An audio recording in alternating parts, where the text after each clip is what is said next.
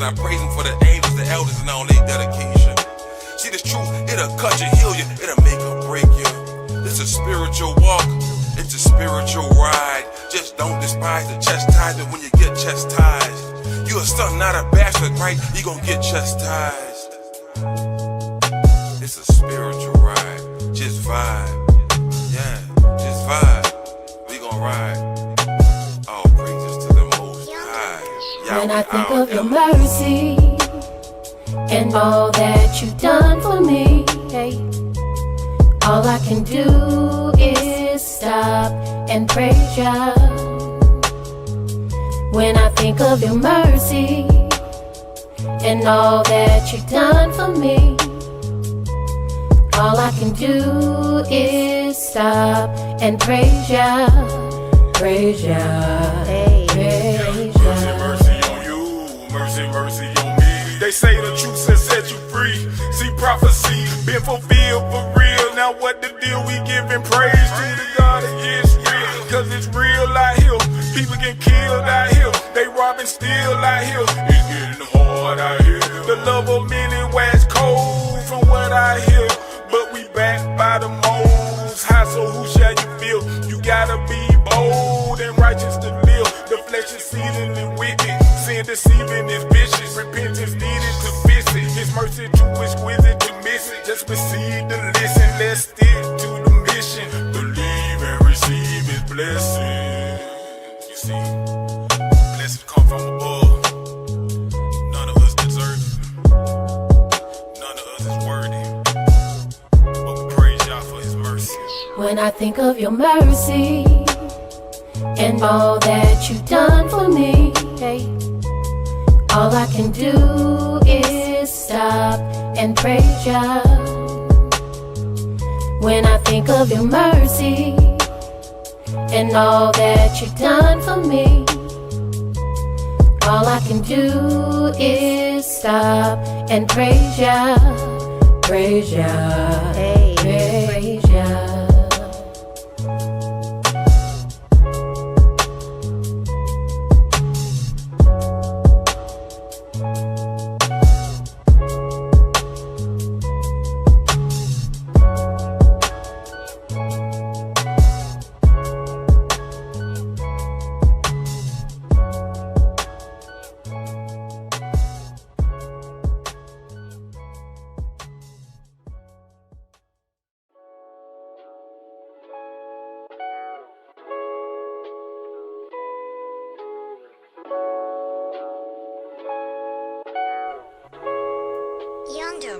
When I think of your mercy and all that you've done for me, hey, all I can do is stop and praise ya. When I think of your mercy and all that you've done for me, all I can do is stop and praise ya, praise ya, praise ya. We really gotta stop like praise ya. Stop and praise the ancient of days. Teary-eyed and with a smiling face, the praise you gave was already ordained. Stop and praise for keeping you in your lane. Give a praise for breaking off them chains. Before you let somebody steal your praise, think about the spirit in which they came. Think about the energy they gave. Is it worth it? Nope, never, no way. Kingdom we broke into a praise dance. I praise y'all for D4 hug daps. Praise Yahweh for the congregation, and I praise him for the angels, the elders, and all their dedication. See, this truth, it'll cut you, heal you, it'll make or break you. It's a spiritual walk, it's a spiritual ride. Just don't despise the chastisement when you get chastised. You a son, not a bastard, right? You gon' get chastised. It's a spiritual ride, just vibe. Yeah, just vibe. We gon' ride.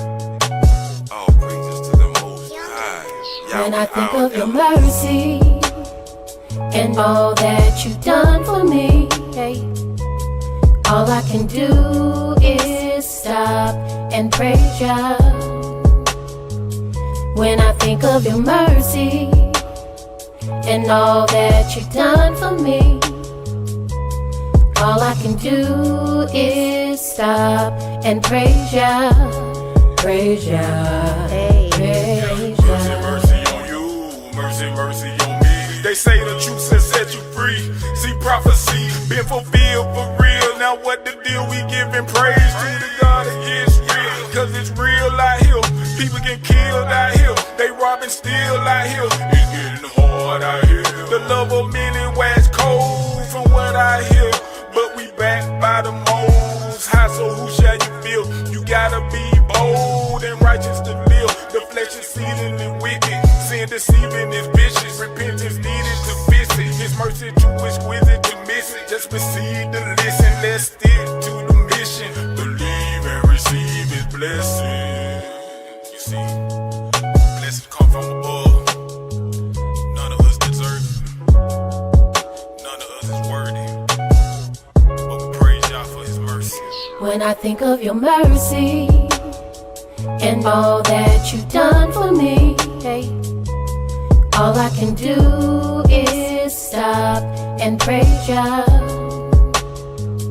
When I think of your mercy and all that you've done for me, all I can do is stop and praise ya, praise ya, hey, praise ya.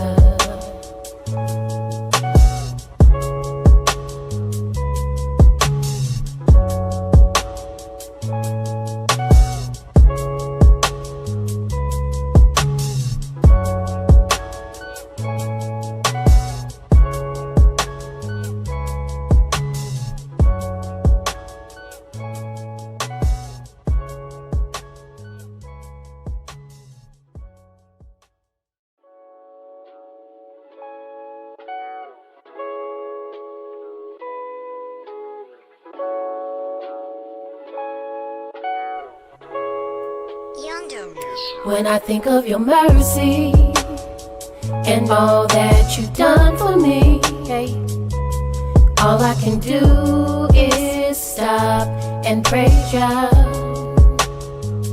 When I think of your mercy and all that you've done for me, all I can do is stop and praise ya, praise ya, hey, praise ya. Really gotta stop, like praise, yeah. Stop and praise the ancient of days. Teary-eyed and with a smiling face, the praise you gave was already ordained. Stop and praise for keeping you in your lane. Give a praise for breaking off them chains. Before you let somebody steal your praise, think about the spirit in which they came. Think about the energy they gave. Is it worth it? Nope, never, no way. Kingdom we broke into a praise dance. I praise y'all for D4 hug daps. Praise Yahweh for the congregation, and I praise him for the angels, the elders, and all their dedication. See, this truth, it'll cut you, heal you, it'll make or break you. This is a spiritual walk, it's a spiritual ride. Just don't despise the chastisement when you get chastised. You a son, not a bastard, right? You gon' get chastised. It's a spiritual ride, just vibe. Yeah, just vibe. We gon' ride. All praises to the Most High. When I think of your mercy and all that you've done for me, hey, all I can do is stop and praise ya. When I think of your mercy and all that you've done for me, all I can do is stop and praise ya, praise ya, hey, praise ya. Mercy, mercy on you, mercy, mercy on me. Shalom Facebook, Shalom YouTube, welcome to our prophecy class. Today we're in the book of Daniel, chapter 2. But before we get started, does anyone have any questions? Yeah. Galatians, book of Galatians, chapter 5, verse 22 and 23.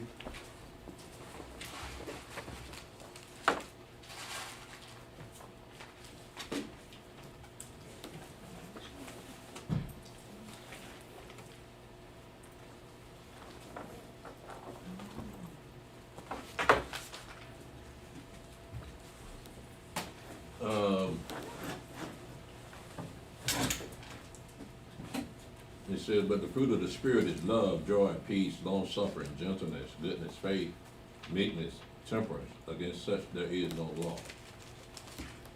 And they that are the Mashiachs have crucified the flesh with the affections and lusts.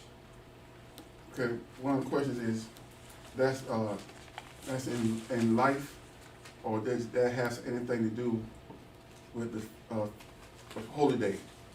Feast of first fruit. They're gonna do the holy day. Right, the feast of first fruit. I get them together, I get that. No, this is talking about your own personal behavior. Okay, It doesn't have anything to do with your holy days. okay. Okay? Okay. Does anyone else have any questions? Yes. My question is about the second Exodus. Actually, it's a question my daughter told me to ask you. I told her to call you, but she told me to just ask you myself. So she was asking me, why do we have to have a second Exodus? Well, why do we have to have the first Exodus? To take us from one place to another where we need to place, be, yeah. right? The land of covenant, Abraham, Isaac, and Jacob.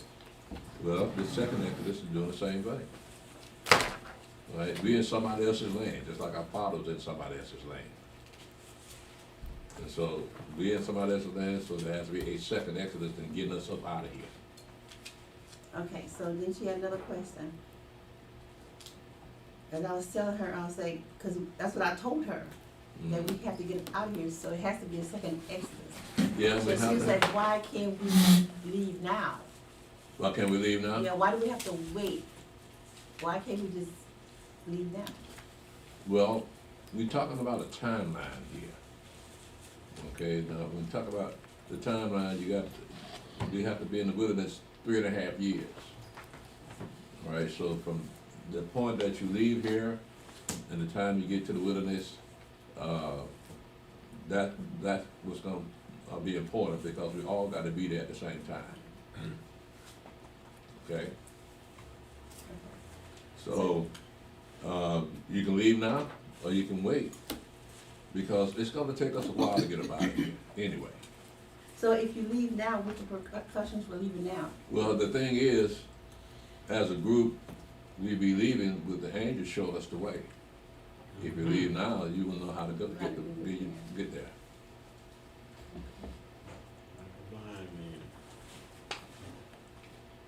So the 3.5 years, she had another question. Why do we have to stay in the wilderness for 3.5 years?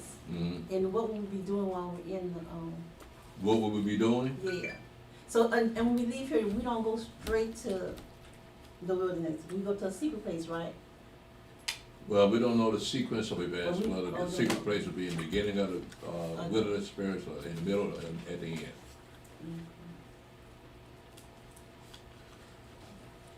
Is that it? Yeah. So I couldn't help, that would be a little bit more help, but, yeah, there's gonna be a few things going on in the wilderness. According to Ezekiel, there's gonna be a purging out there of a bunch of black people.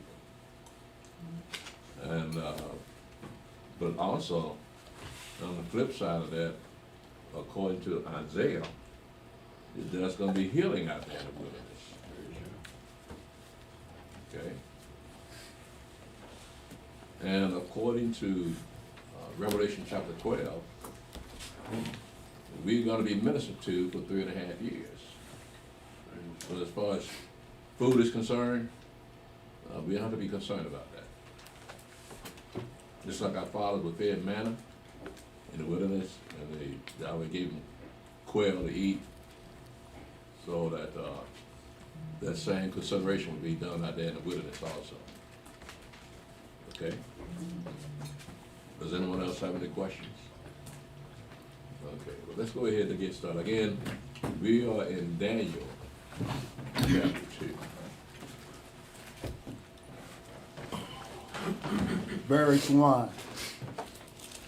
And in the second year of the reign of Nebuchadnezzar, Nebuchadnezzar dreamed dreams wherewith his spirit was troubled, and his sleep brake from him.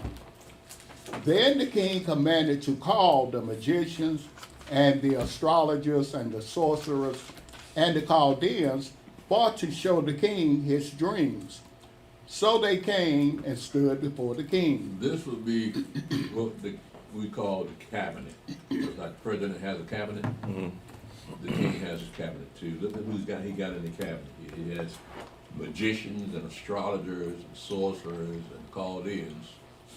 So that's what he wasn't all. I have to go back. You have to go back to Egypt.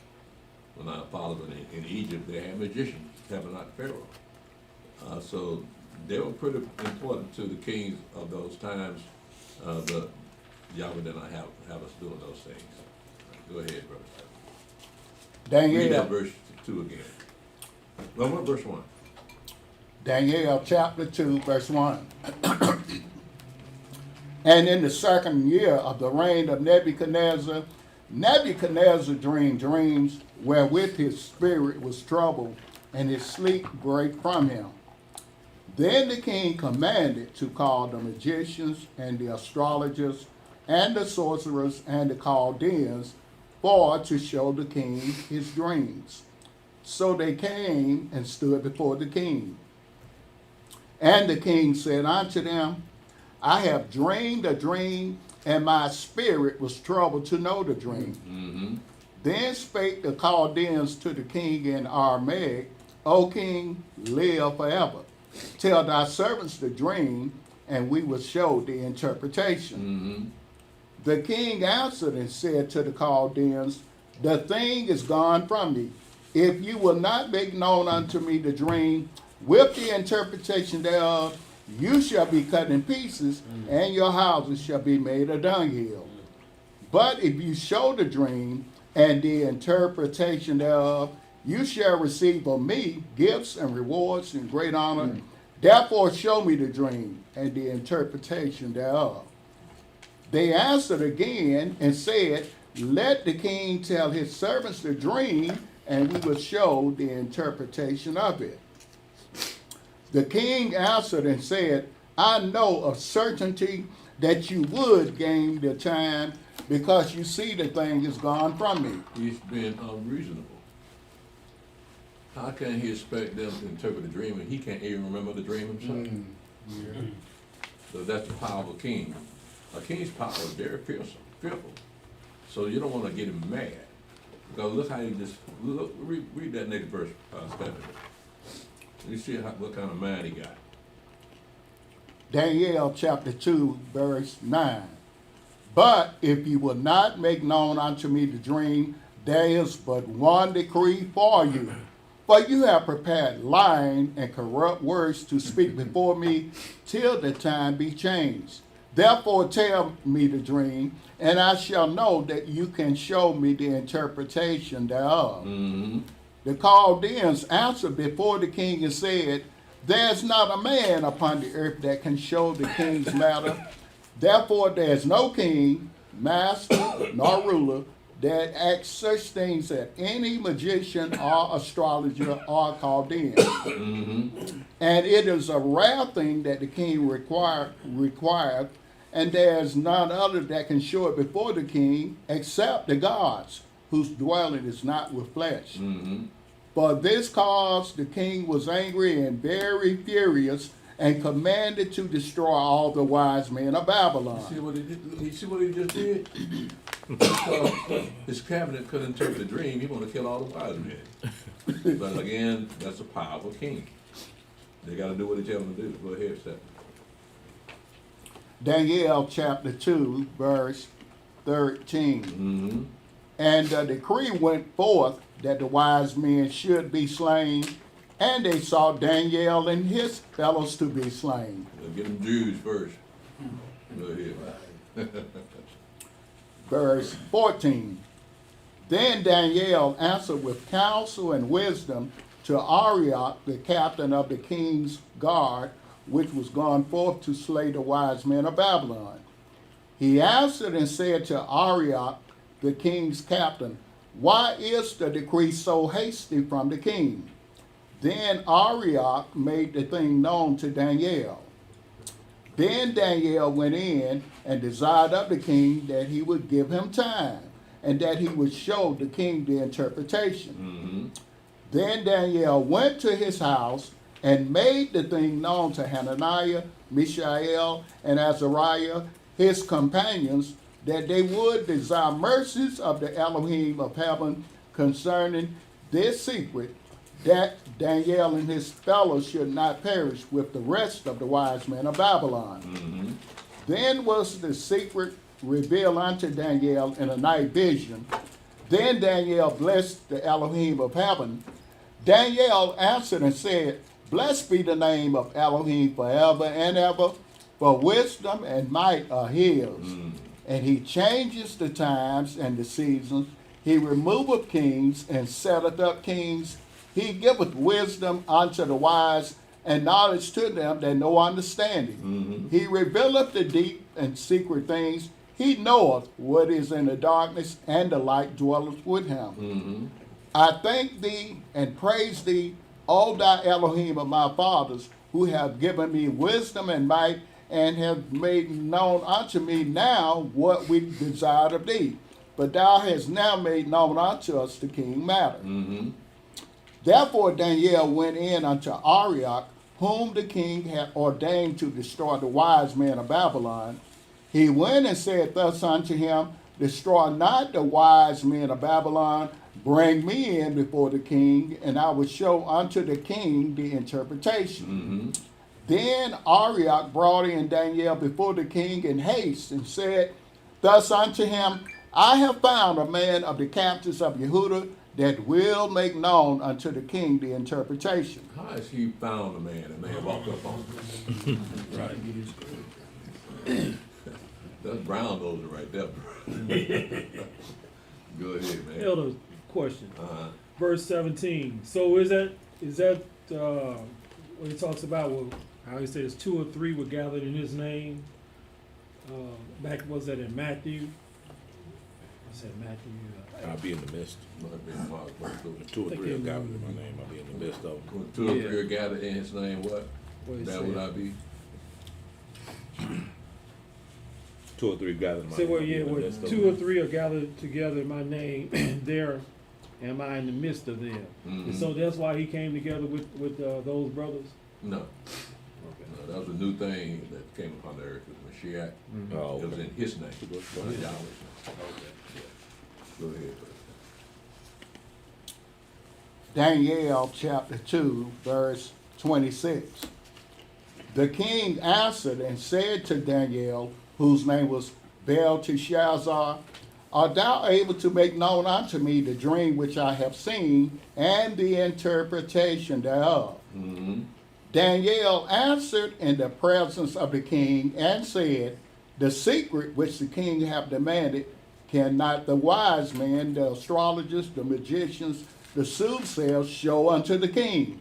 But there is a God in heaven that revealeth secrets, and maketh known to the king Nebuchadnezzar what shall be in the latter days. Thy dream and the visions of thy head upon thy bed are these.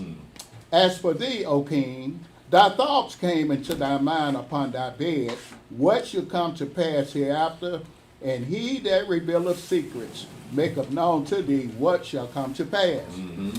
But as for me, this secret is not revealed to me for any wisdom that I have more than any living, but for their sakes that shall make known the interpretation to the king, and that you might know the thoughts of your heart. Thou, O king, sawest, and behold, a great image. This great image, whose brightness was excellent, stood before thee, and the form thereof was terrible. This image's head was of fine gold, his breast and his arms of silver, his belly and his thighs of brass, his legs of iron, his feet part of iron and part of clay. Thou sawest to that a stone was cut out without hands, which smote the image upon his feet that were of iron and clay, and brake them to pieces. Then was the iron, the clay, the brass, the silver, and the gold broken to pieces together, and became like the chaff of the summer threshing floors.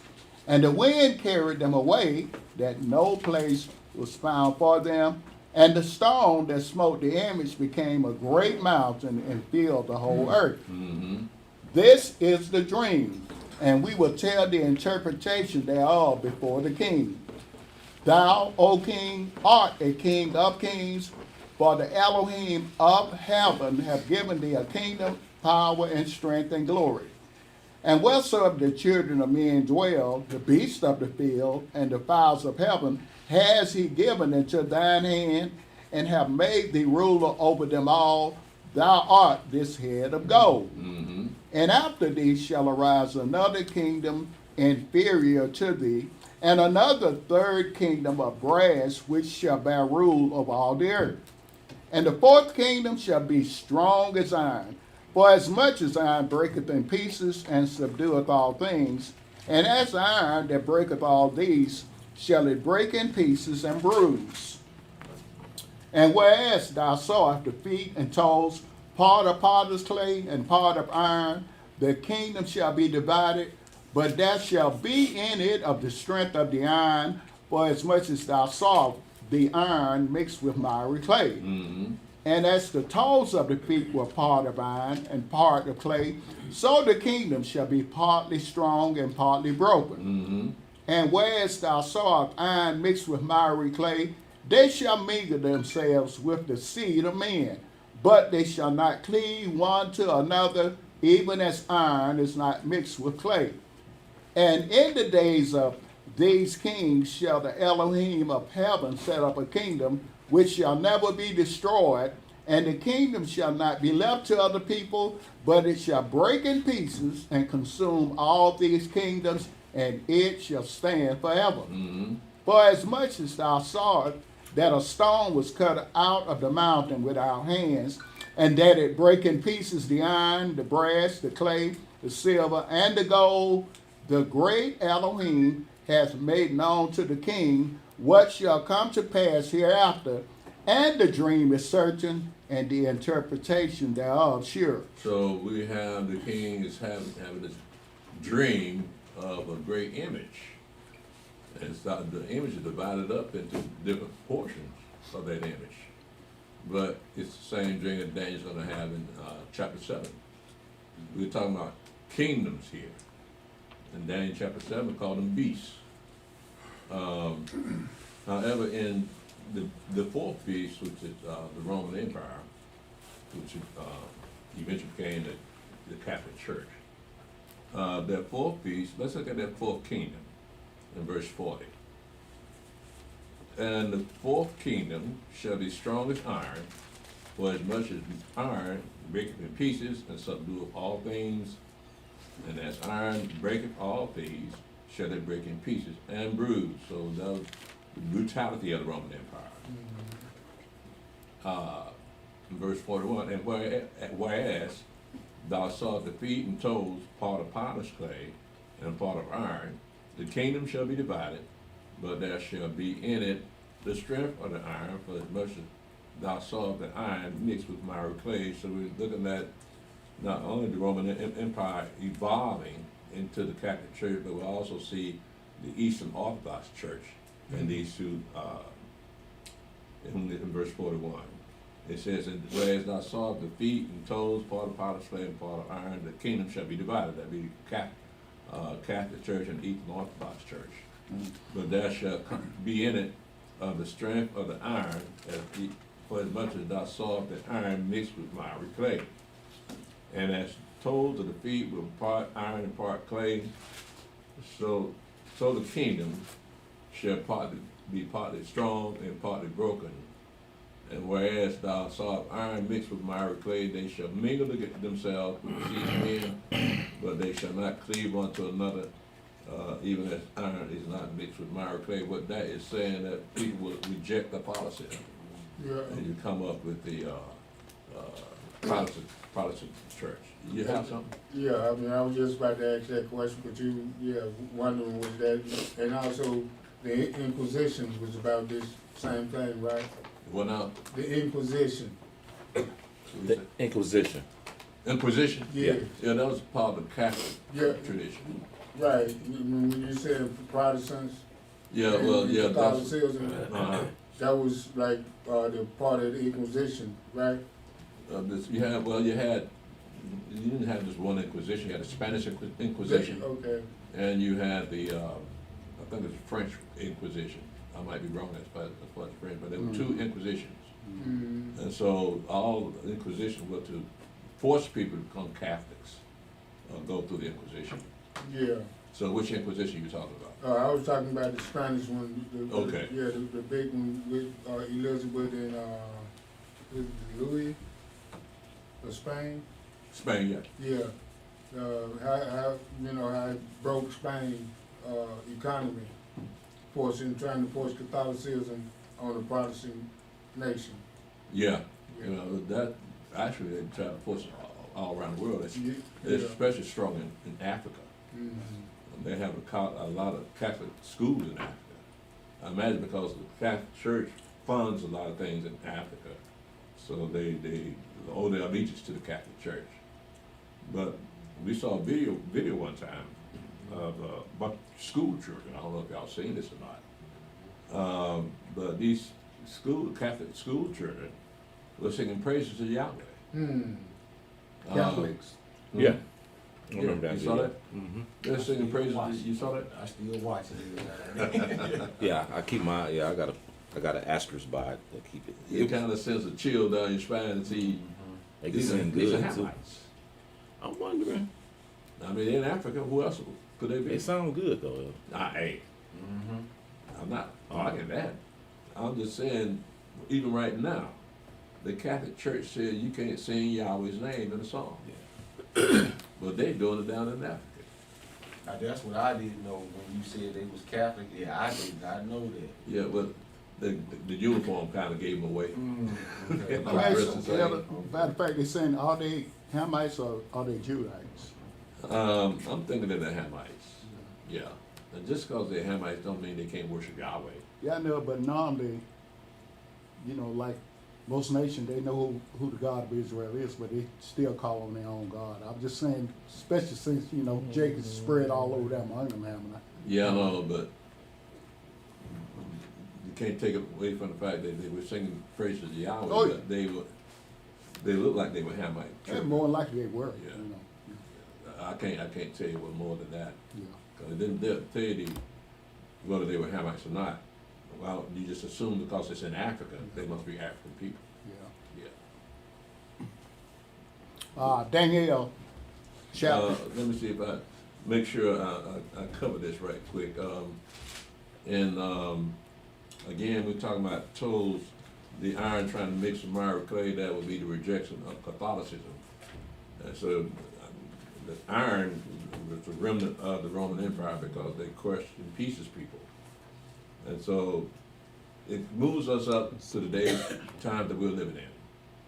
Because we do have an Eastern Orthodox Church and a Catholic Church. In Ukraine, that's an Eastern Orthodox Church. But Zelensky is outlying church worship. As a matter of fact, he's frozen the election that you can't vote for another president. He's president for life now. But he's Esau. Esau been over there for years. Yeah, so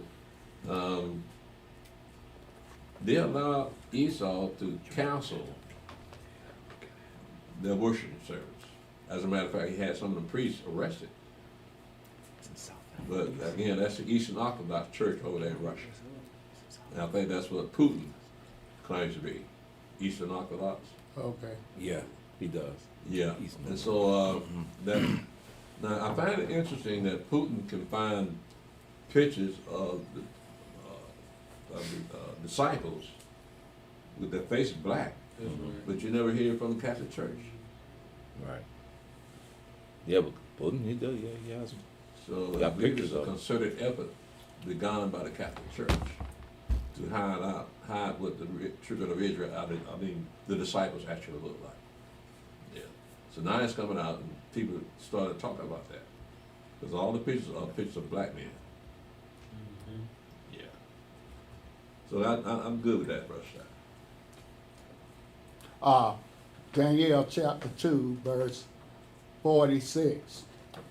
Then the king Nebuchadnezzar fell upon his face and worshipped Daniel and commanded that they shall offer an oblation and sweet odors unto him. Let me go back to verse 44, verse 45. I just noticed something in there. It says, and in the days of these kings shall the Elohim of heaven set up a kingdom which shall never be destroyed, and the kingdom shall not be left to other people, but it shall break in pieces and consume all these kingdoms, and it shall stand forever. So what is that referring to? Kingdom of heaven. The kingdom of heaven. All right? So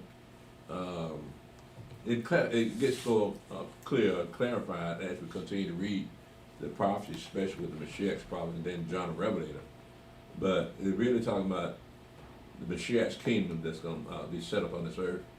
In verse 45, for as much as thou sawest that the stone was cut out of the mountain without hands, and that it break in pieces, the iron, the brass, the clay, the silver, and the gold, the great Elohim had made known to the king what shall come to pass hereafter, and the dream is certain, and the interpretation thereof is sure. He said, this is going to happen. You're not going to change this. You have a dream, and you saw the future. That future is not going to change. That's exactly how it's going to go down. That's what he's telling them. Go ahead, Brother Stephen. The read verse, start at verse 46 again. Daniel chapter 2, verse 46. Then the king Nebuchadnezzar fell upon his face and worshipped Daniel and commanded that they should offer an oblation and sweet odors unto him. Mm-hmm. The king answered unto Daniel and said, of a truth it is that your God is a God of gods and a master of kings and a revealer of secrets, seeing thou couldst reveal this secret. Mm-hmm.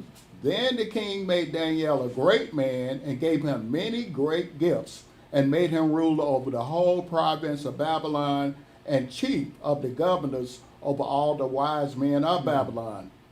Then Daniel requested of the king, and he set Shadrach, Meshach, and Abednego over the affairs of the province of Babylon, but Daniel sat in the gate of the king. Now, look at what happened here. Now, he's a captive, right? And so the king went to a captive, and the captive interpreted the dream for him. But you go back to Joseph. Joseph was on lockdown, and he interpreted the Pharaoh's dream. So Pharaoh made him second in command, and look how far up Daniel's come out of being a captive. Right, so he's over the provinces of Babylon here. Yes, sir. Daniel was a eunuch, right? Eunuch, right? He's a what? Daniel was a eunuch, right? Eunuch. Yeah. Just because of what Isaiah told King Hezekiah. That too, it did like in chapter 1. They kept saying he was under the I guess the head of the eunuchs. Yeah, in chapter 1 it said that one of the men was the head of the eunuchs. Right. And they mentioned Daniel's name. I can assume that he was a eunuch. All three of them boys. Because I remember you said he never had a wife. I remember one time you mentioned it, they never said Daniel had a wife, so he probably was a eunuch. Yeah, he didn't have a wife. Didn't never show he had a wife. So he had children. So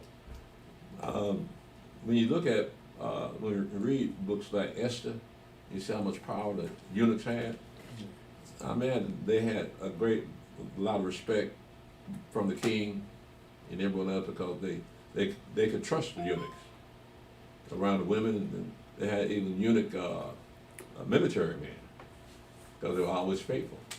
But yeah, so I imagine that played a part in Nebuchadnezzar calling these boys to him, and that like it's a common thing back in the day. So I just can't imagine how you castrate a child. Well, that's what they did back in the day, man. Like I said, we wasn't there. Right. So, but it didn't hurt Daniel though. Daniel was a prolific prophet. He saw angels all the time passing out, but nevertheless he saw them. But didn't Mashiach himself say There are some units that are born units, some that are made units, and some make themselves units for the kingdom of heaven's sake. Celibate, yeah. Uh, I was gonna ask you about that. I was gonna say, do you think, or I don't know, were they born units or did they make themselves units? who, Daniel? Yeah, Who? and Mashiach? no, in reference to Daniel, like when we're talking about eunuchs is concerned, you said some of them It units. doesn't tell you how he became a unit. That's what I'm saying. So that could be that mystery in it. That might be he was born that way. But what about the rest of the 3 boys? But I'm saying that, and that's what I was saying. Could they have made themselves units? Yeah. But they were very valuable if you make yourself a unit. Yeah. But he put that same mindset in the kingdom of heaven. Now, why would he do that? Well, procreation.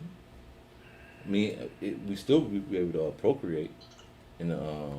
If you're a unit, you can't procreate. But no, you're saying as far as in the kingdom is concerned, correct? Right, in the kingdom of heaven. You yeah. said why would you have that mindset? Yeah, in the kingdom of heaven. Why? Because it'd be more concentrated on heavenly things, Spiritual things. spiritual things. Yeah. Yeah. But again, you're still gonna be having babies. All right. So everybody can't be a unit. Right. So it's easier than with life without the flesh. You have more peace of mind without the flesh. Yeah. Right? So if you're a unit, that means you can't get married. So I don't know, man. I ask this question all the time. What the women going to be like with Satan on bottle of spit for 1,000 years? They'll be all right. They'll be all right. They're gonna take a spanking out there in that wilderness. I think they'll be fine. Cause like, man, you said yourself, they ain't going to that land half stepping. Yeah. Yeah. Yeah, it's it'll be interesting to see if it has an effect on women. So if it does, it'll be a better day for some of us. A black woman being submissive. I hope Yahweh allow me to see that. Yeah, I hope that ever. I would say. Black woman saying master instead of saying Negro. Negro, please. Yeah. Let me ask you something here, bro. Uh-huh. Now, you know, in Peter it says, don't be a busybody in other men's matters, right? Mm-hmm. Stay out of politics and all that. Like that mess going on in Somalia and all that in Portland.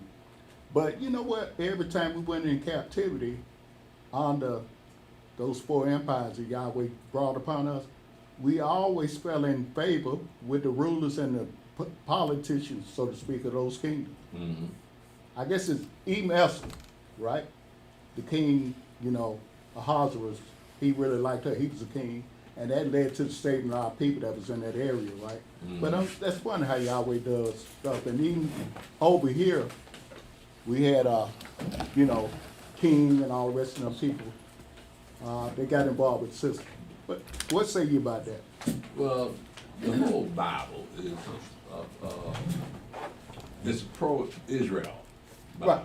pro-Yahweh Bible. So you're gonna get good stories about our people in the Bible. So, like for instance, Daniel here. It's positive sides of what Daniel's doing.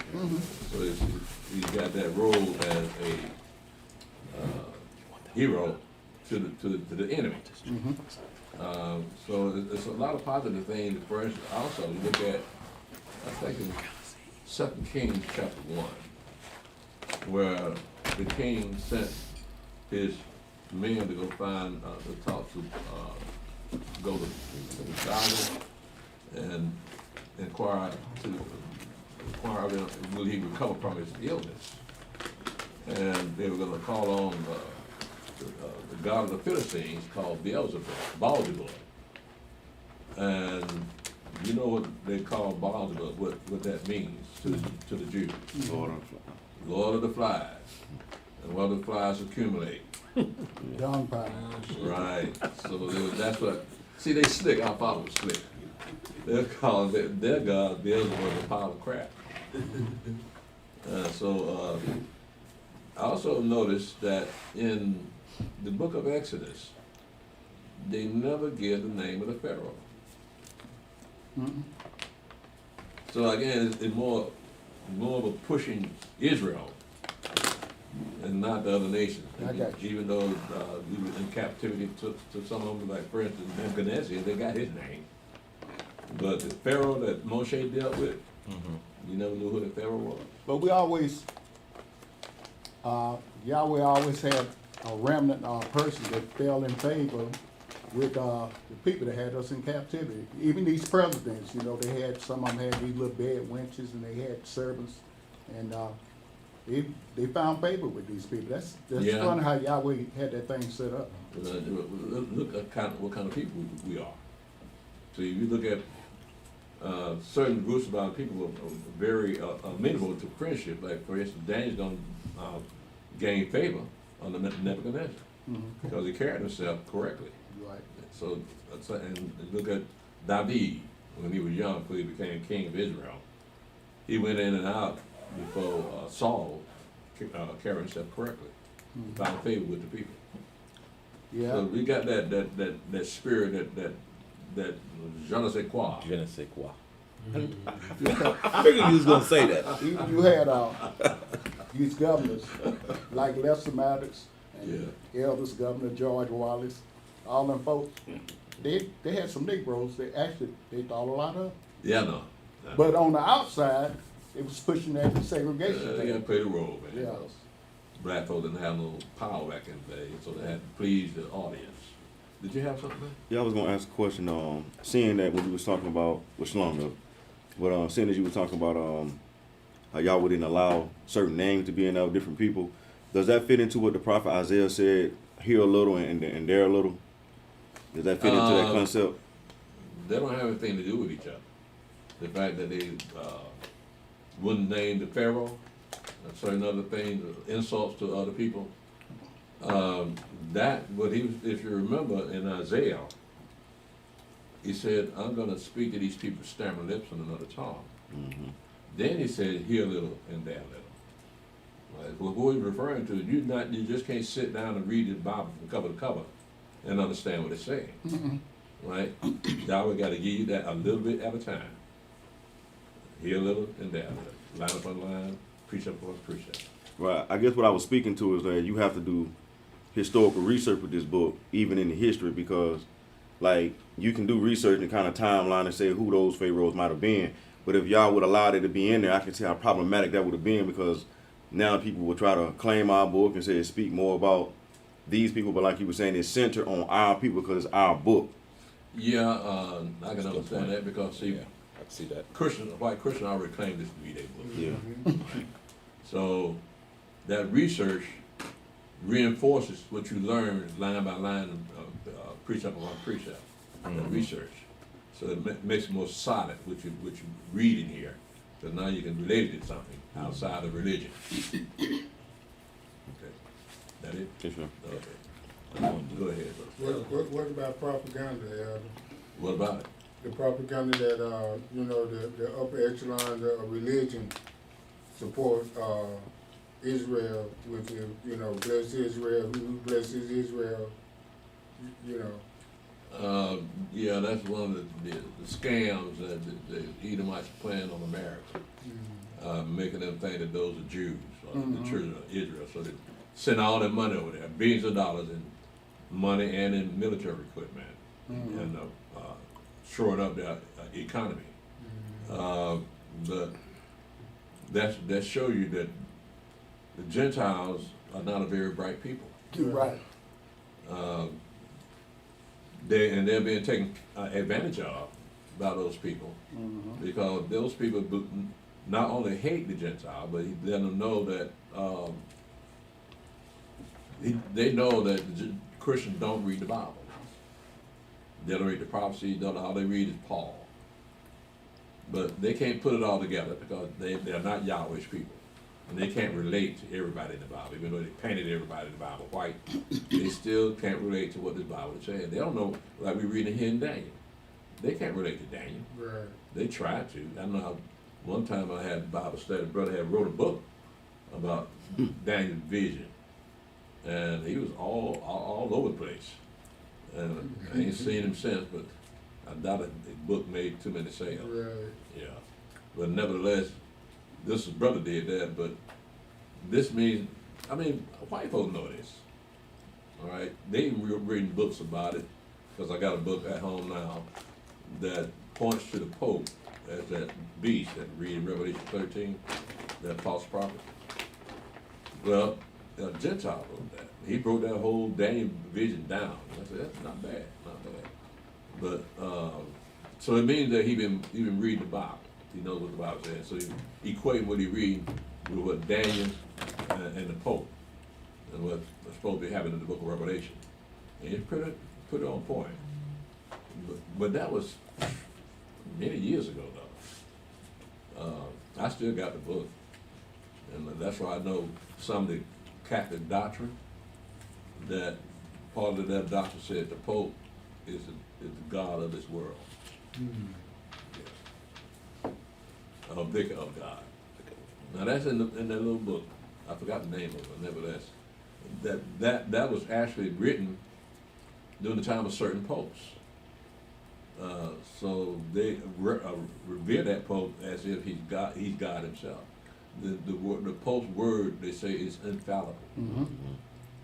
So, but he's a flesh and blood man, he's a Gentile.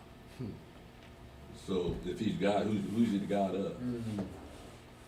Now, have you heard this, that the Pope owns everybody on earth? Have you heard that? I remember you said that about 4 or 5 years ago. Yeah. I know they say he owned all the land. Yeah, but I think if you go back to King George. 1213 treaty.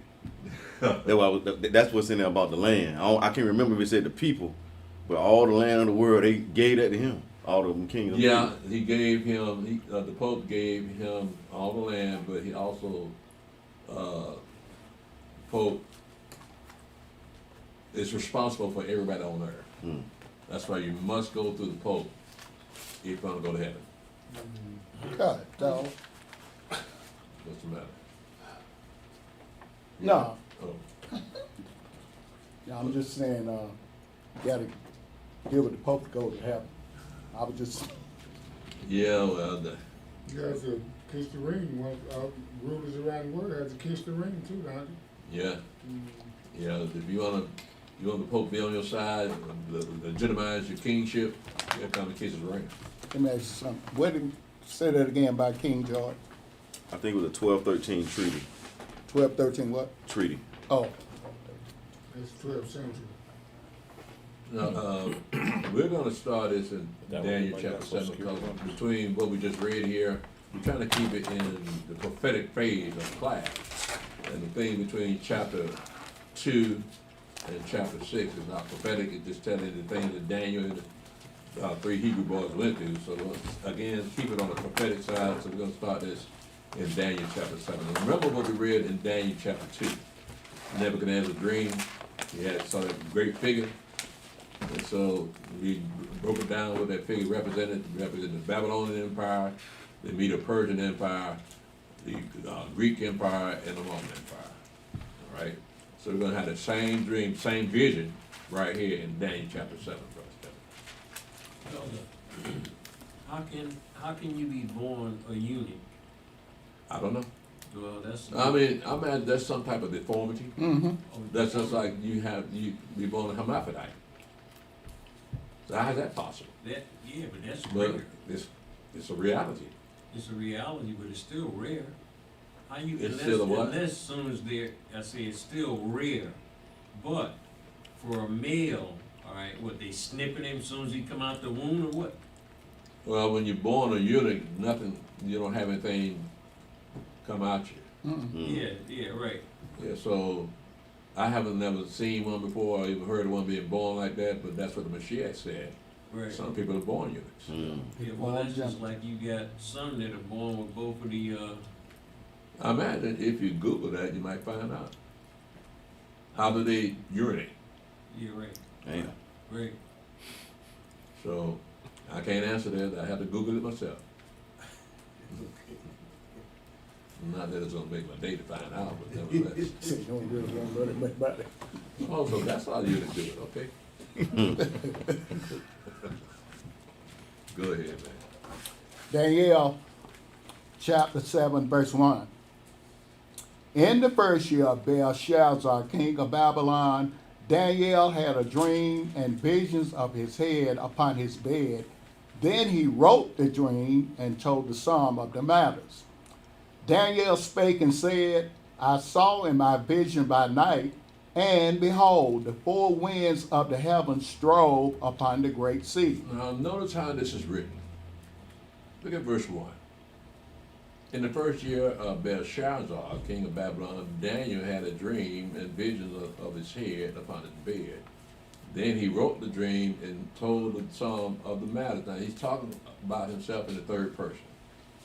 In verse 2, he says, Daniel spake and said, I saw. Now he's talking about himself in the first person.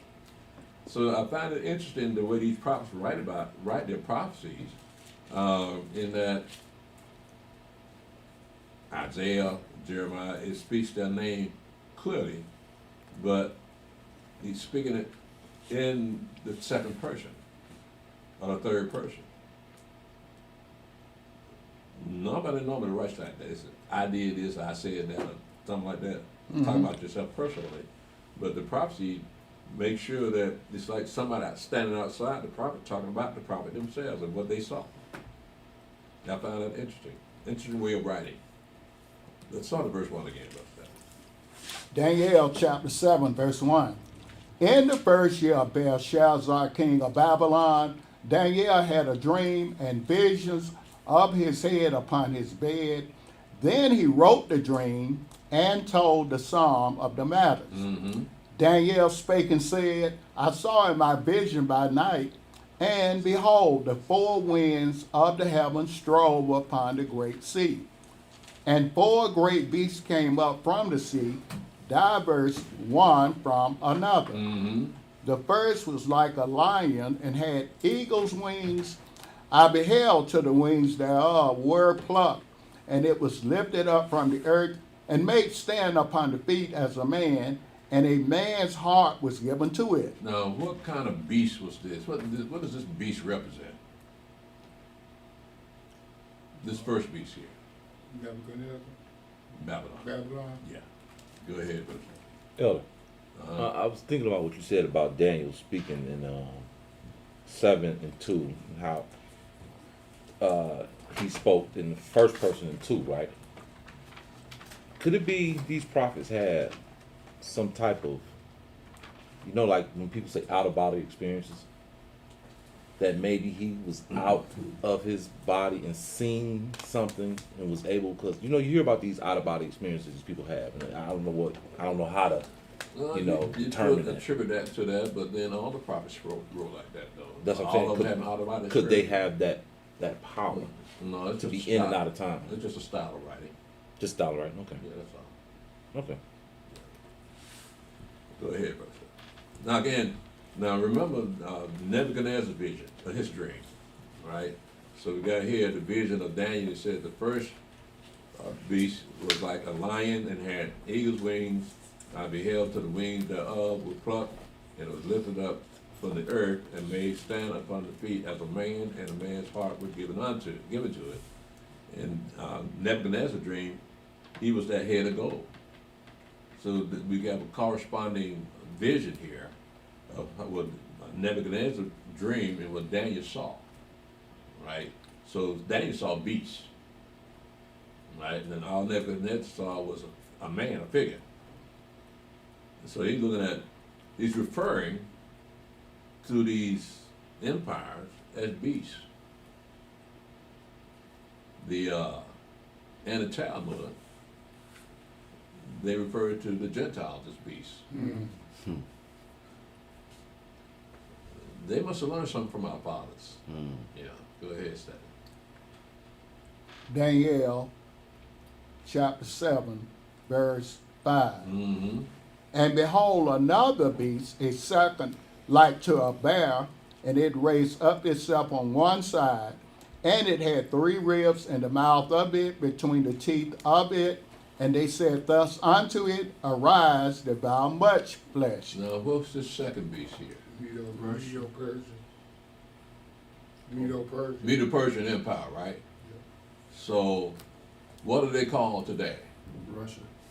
Russia and Russia and Iran. Iran. So, Trump is threatening Iran, right? Mm-hmm. And let you know how far back that relationship goes. Right. And Russia just laying in the cup waiting for them to make a move. Because Trump got everybody scared now.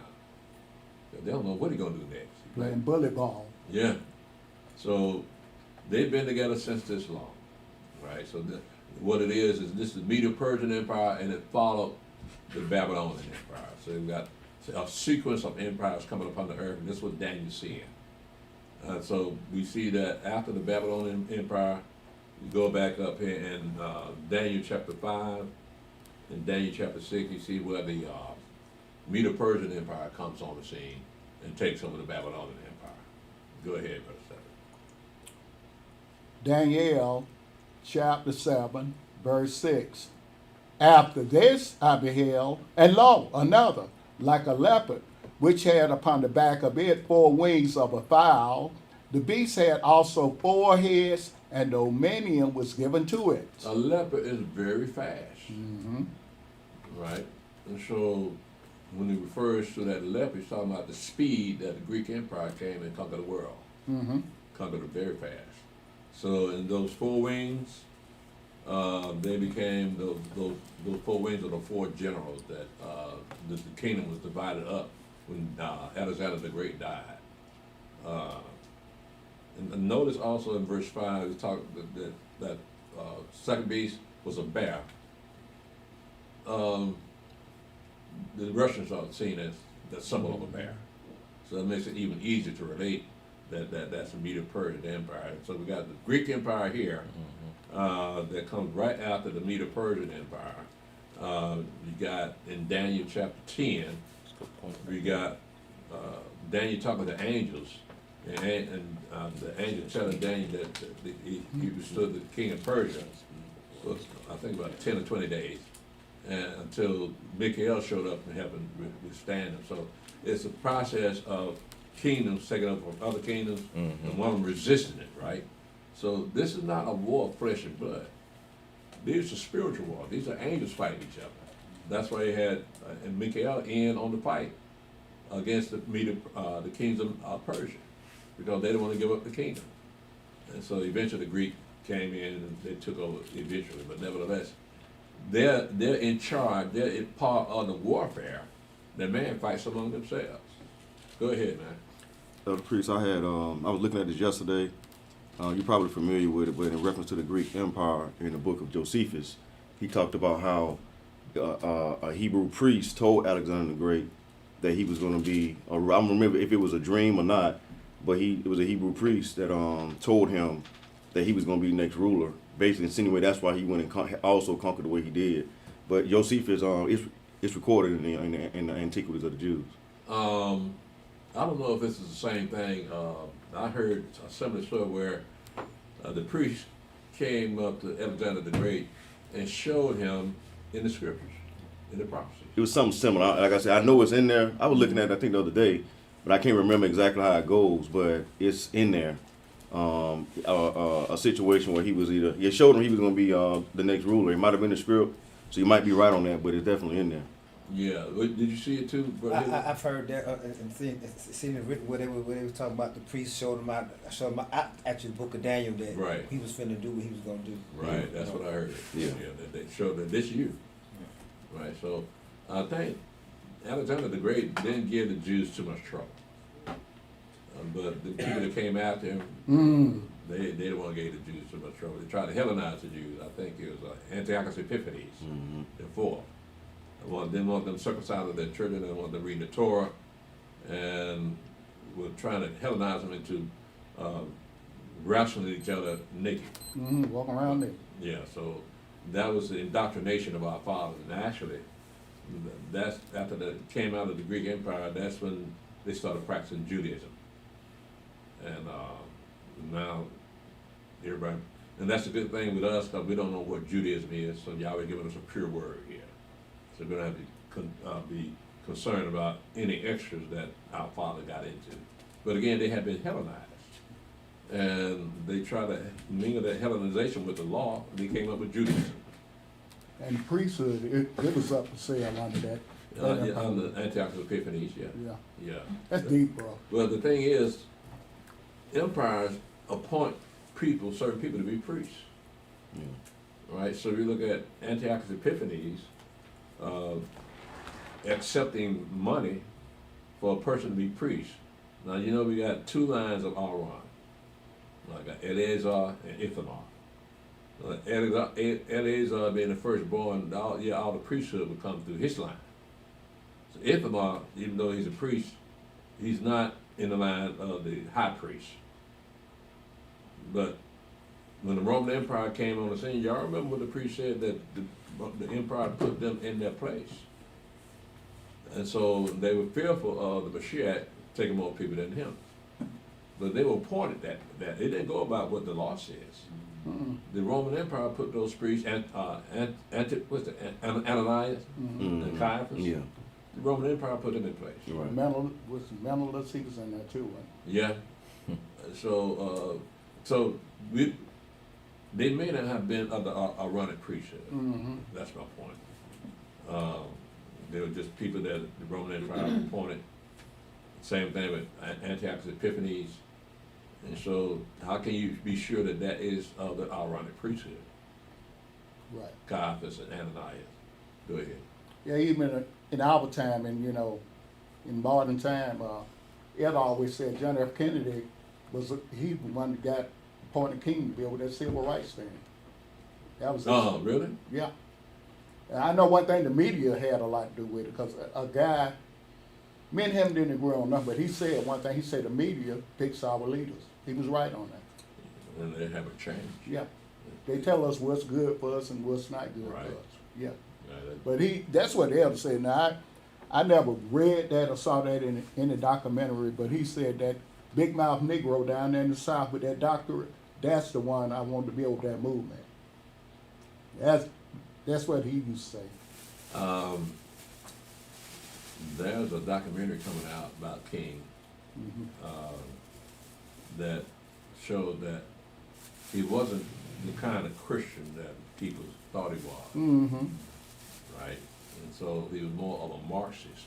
Right. What they got going on with young folk today, he's more of a Marxist. If you listen to what he some of his speeches, he sounds like a Marxist. Or some of his thoughts, he sounds like a Marxist. So he wasn't the classical Christian. Yeah. Yeah, he studied Marxism. Uh-huh. He studied Marxism. That made me get the book. He studied Marxism. That's why J. Edgar Hoover called him a communist, wasn't he? Yeah. Yeah. And he was more like, I heard you say he was more secular than anything else. Marxism, whatever. Right. But what he promoting was Marxism Right. for black people. Yeah. What are you gonna say? Yeah, I don't know the name of the documentary, but you probably, what you're talking about is a young brother named Chad Johnson. Young brother? Yeah, Yeah. and exactly what you talk about with King, he showed how Esau was his handler. Uh-huh. And not only was he was a Marxist, they trained him to be that way, but his father had something to do with that too, because his belief in the book, he didn't believe in the book. You know what I'm saying? He was a like you said, a Marxist, and that whole movement steered our people away from independence and what we was doing. Because at that time we had our own, and he come on and want you to depend on the government, licking niggas now. You know what I'm saying? Yeah. Now the government need to give you everything when we had everything during that time. You know what I mean? So, yeah, man, it's definitely out there. You know what I'm saying? I praise y'all for you mentioning that, because my wife had showed me that particular video, and I said, Elder said something about this a couple of months ago. So I started looking at it, right on it. Right. He doesn't believe in the virgin birth. Resurrection. He didn't believe in the resurrection. So what kind of Christian is this? What's his name? Chad Johnson. And on his ass. And he said he got a belief, like, remember that Muslim come up here and said that they didn't, now what King said, he said it wasn't a crucifixion, it was just a metaphor. I read that about him. When you told me about he didn't believe in, actually the Bible, the Messiah, Right. and what happened, I read that, he said he didn't get crucified, that was just a metaphor. You gotta read it in that. Yeah, well, he was asleep when they tried to warn us about King. But he's a great orator. Oh, he put So the, he could speak, man. Yeah, great orator back in the day. Malcolm X, Martin Luther King. So he had that old Southern preaching style of talk. And that's where he started at down here in the South. And everybody loves a Southern preacher. mhm. Yeah.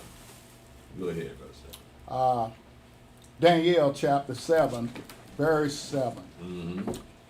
After this I saw in the night visions, and behold, a fourth beast, dreadful and terrible and strong exceedingly, and it had great iron teeth.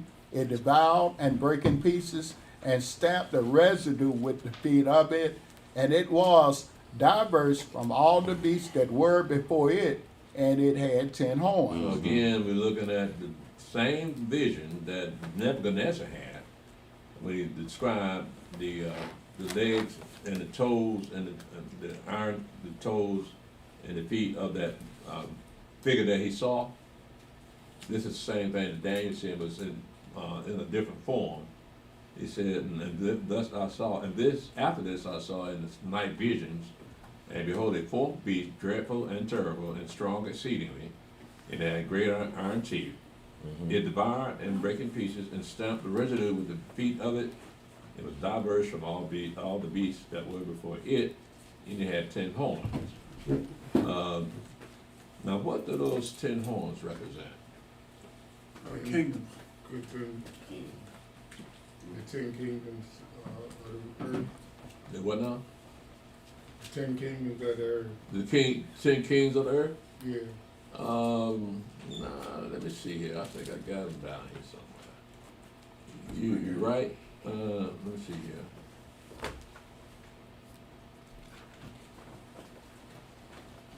Yeah, the 10 horns was Alaric, Mm-hmm.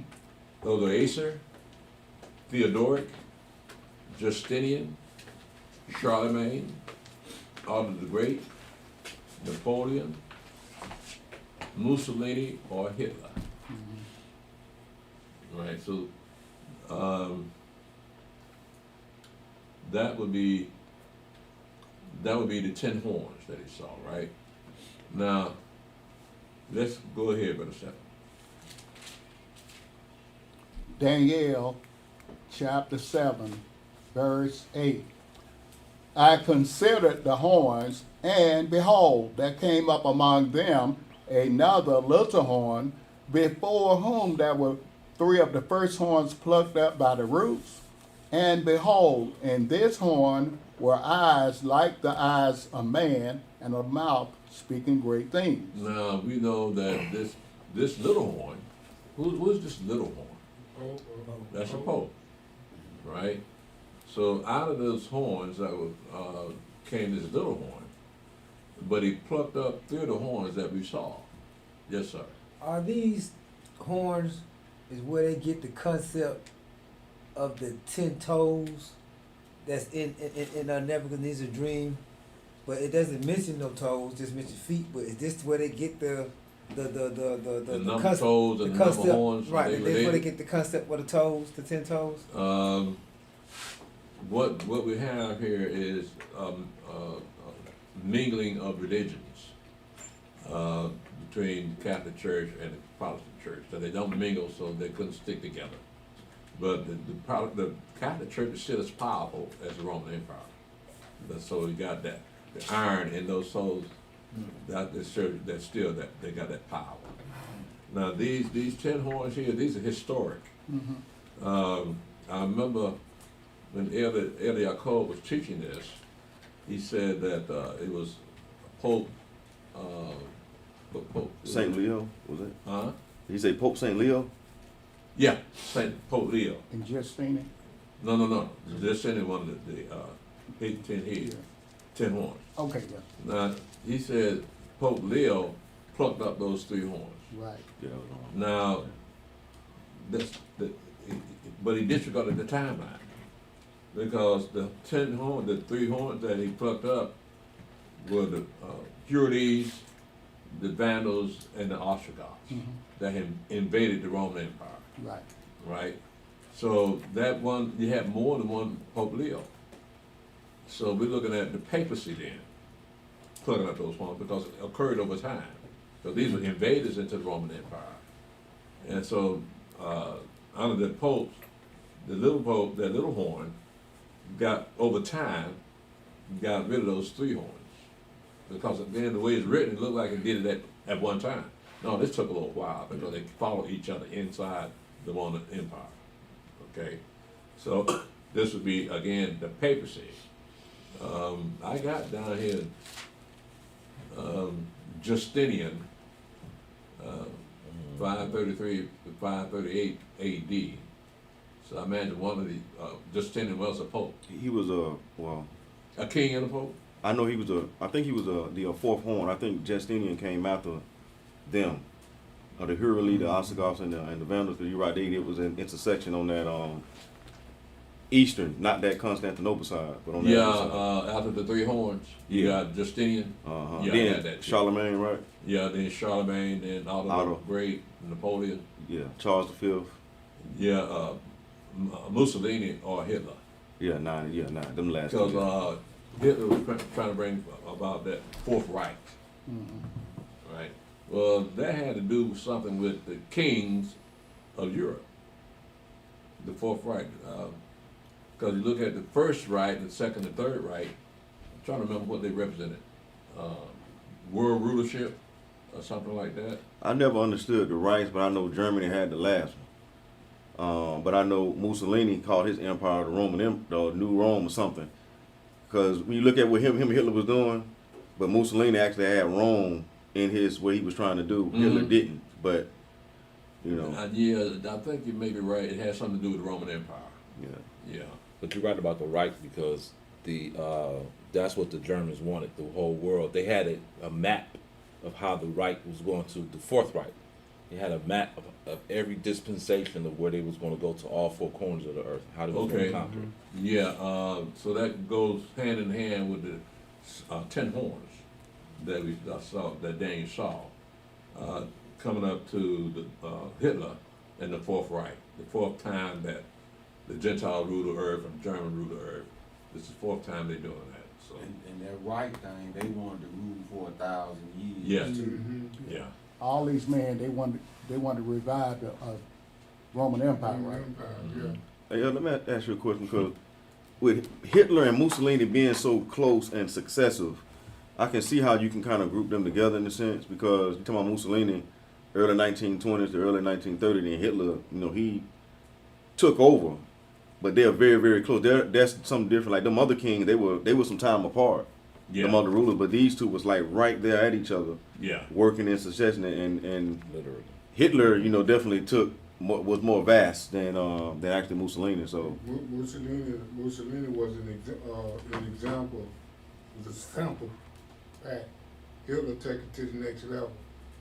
It's like, you ain't got no power until you put the stem. TNT don't have no power. Dynamite don't have no power until you put the stem in it and light it. So, yeah, Mussolini was the stick, but Hitler was the ammo, the stem, and lit it. Once it was lit, it was all down here. Once you get a good look inside what was going on with that was a robbery.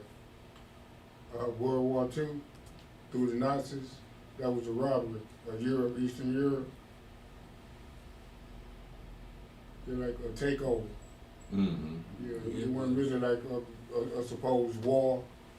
It was designed to be a robbery, and like Japan told China, we're a superior race than you, so we're gonna take all your resources. You don't count, and that's what the Nazi movement under Hitler was about, because he didn't call himself a fascist. He called himself a Nazi. Mm-hmm. You know, but the thing about, even though Mussolini was open as far as the Roman Empire, Hitler covertly mimicked a lot of what the Jesuits did. Heminger them, that's what they copied. They copied of what the Jesuits did, and that's who really that was actually teaching them. So he was really empowered by Rome for a lot of things that he was doing. You look at the actual history, their whole thing that they was doing, that army and everything, they got that from the Jesuits. I can see that. 'Cause They I did. We got the think- information on that. That's right. But I think Right, man. you always said that Catholic Church is responsible for all these wars going on, right? Yeah. Vietnam, Korea, all them wars, World Yeah. War One. Yeah. I can see how that ties in. Yeah, well, it's the times of the Gentiles, so that's how they roll. Yeah. Go ahead, brother. Daniel chapter 7, verse 9. What was that? Verse 8? No, 9. Yeah. I beheld till the thrones were cast down, and the Ancient of Days did sit, whose garment was white as snow, and the hair of his head like the pure wool. His throne was like the fiery flame, and his wheels as burning fire. Now, what kind of person has hair like wool? Me? Got you. Melanated person. Yes. Not that. Yeah, so all our lives here in America, God has been white. Don't even see White folks don't have hair like wool. So they miss things like this. that afro. Then they miss, like in Revelation chapter 1, when the Mashiach his hair was like wool also. So it's interesting that Michelangelo and Leonardo da Vinci did not notice that when they painted pictures of their Christ, or even their God, because their God, they got a God painted on the Sistine Chapel, on the roof of the Sistine Chapel. Y'all seen it. He got his hand stuck out with Adam butt naked, sticking out his hand, touching the other hand, finger, and both of them got white folks' hair. So how can that be? How can this be? They have be wool, and they got white folks' hair. They skipped over it. But that gives us hope that hey, it's more of us than Messiah. So this is not describing a white man here. And while we know there's white folks up in heaven all the time, we ain't seen none of them with an afro. This is an afro.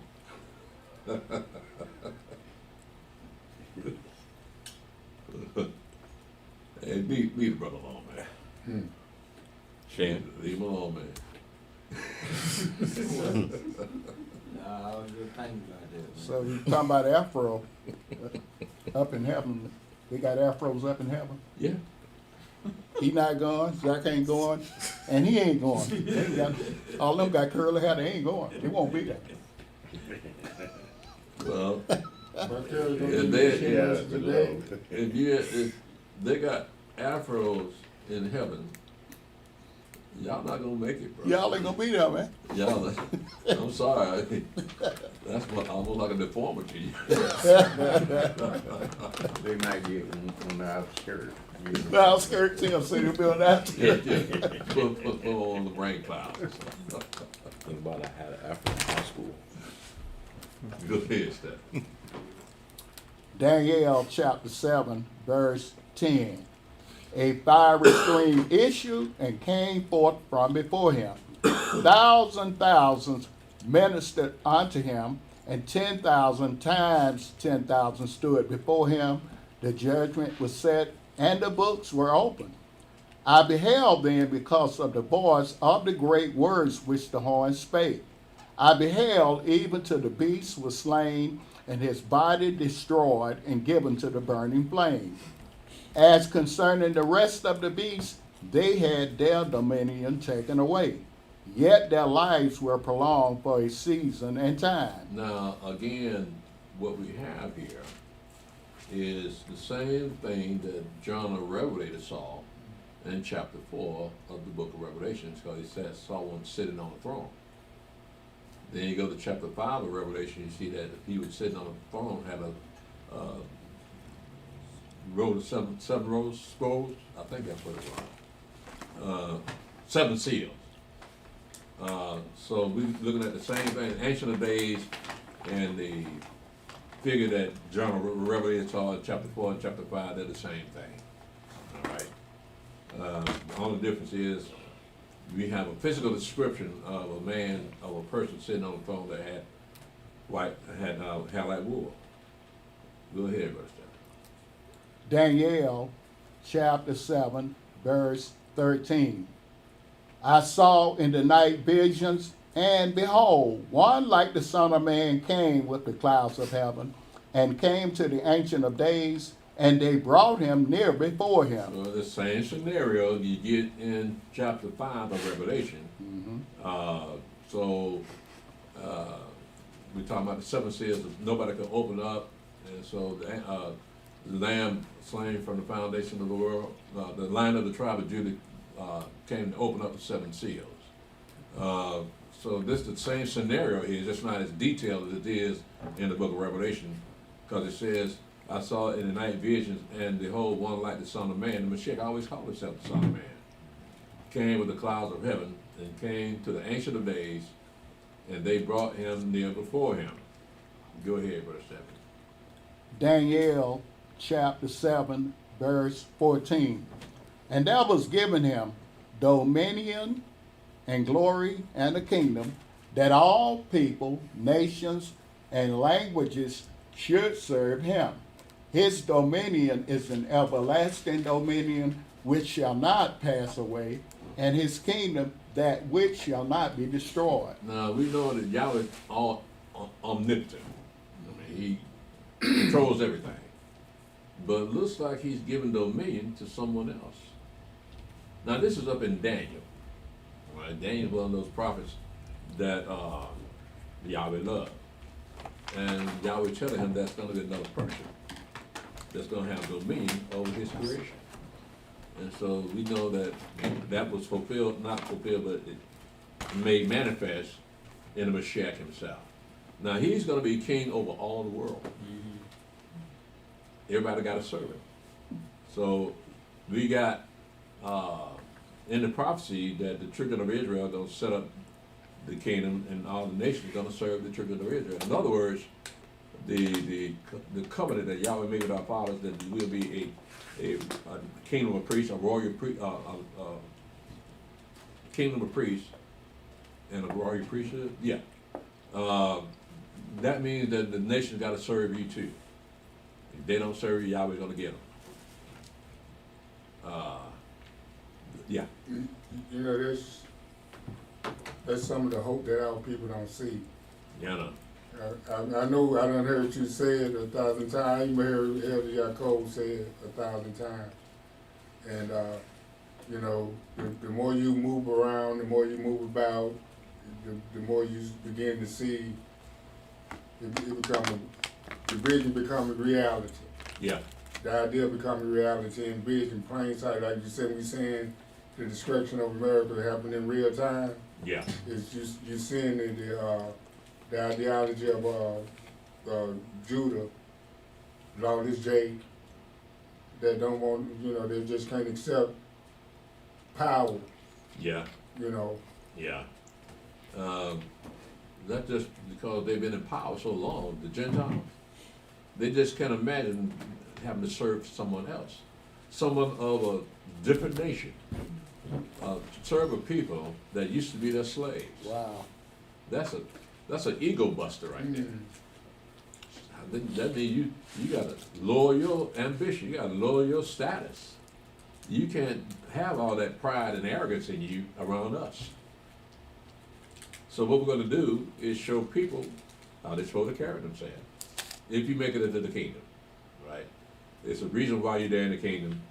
You're supposed to rule the world, and the only people gonna rule the world are the meek. Right? Yeah. And that's why Yahweh is going to be more specific about who's in that kingdom. Mm-hmm. The people that's going to be in the kingdom are already written down.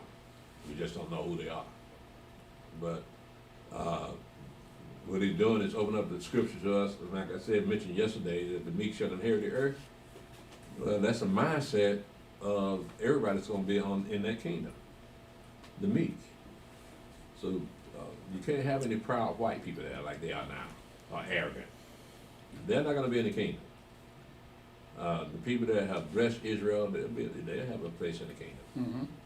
But Well, the earth is gonna be ruled over by the meek.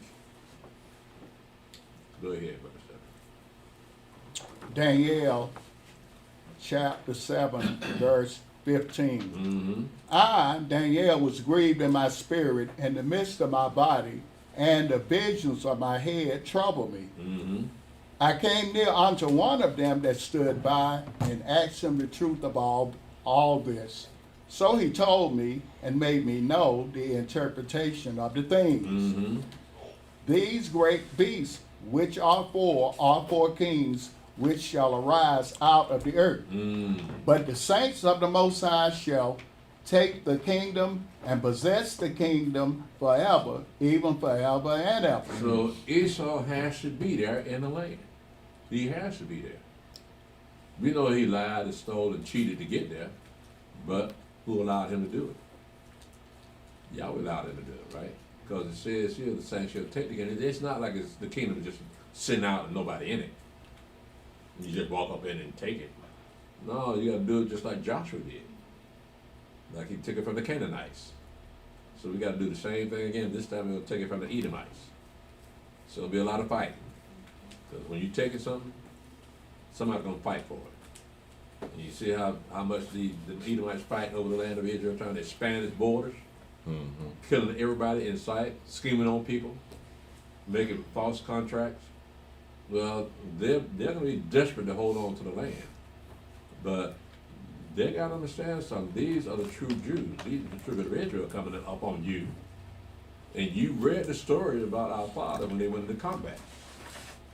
Yahweh was always with them. So it doesn't matter how much technology they got, cutting edge technology, it doesn't matter.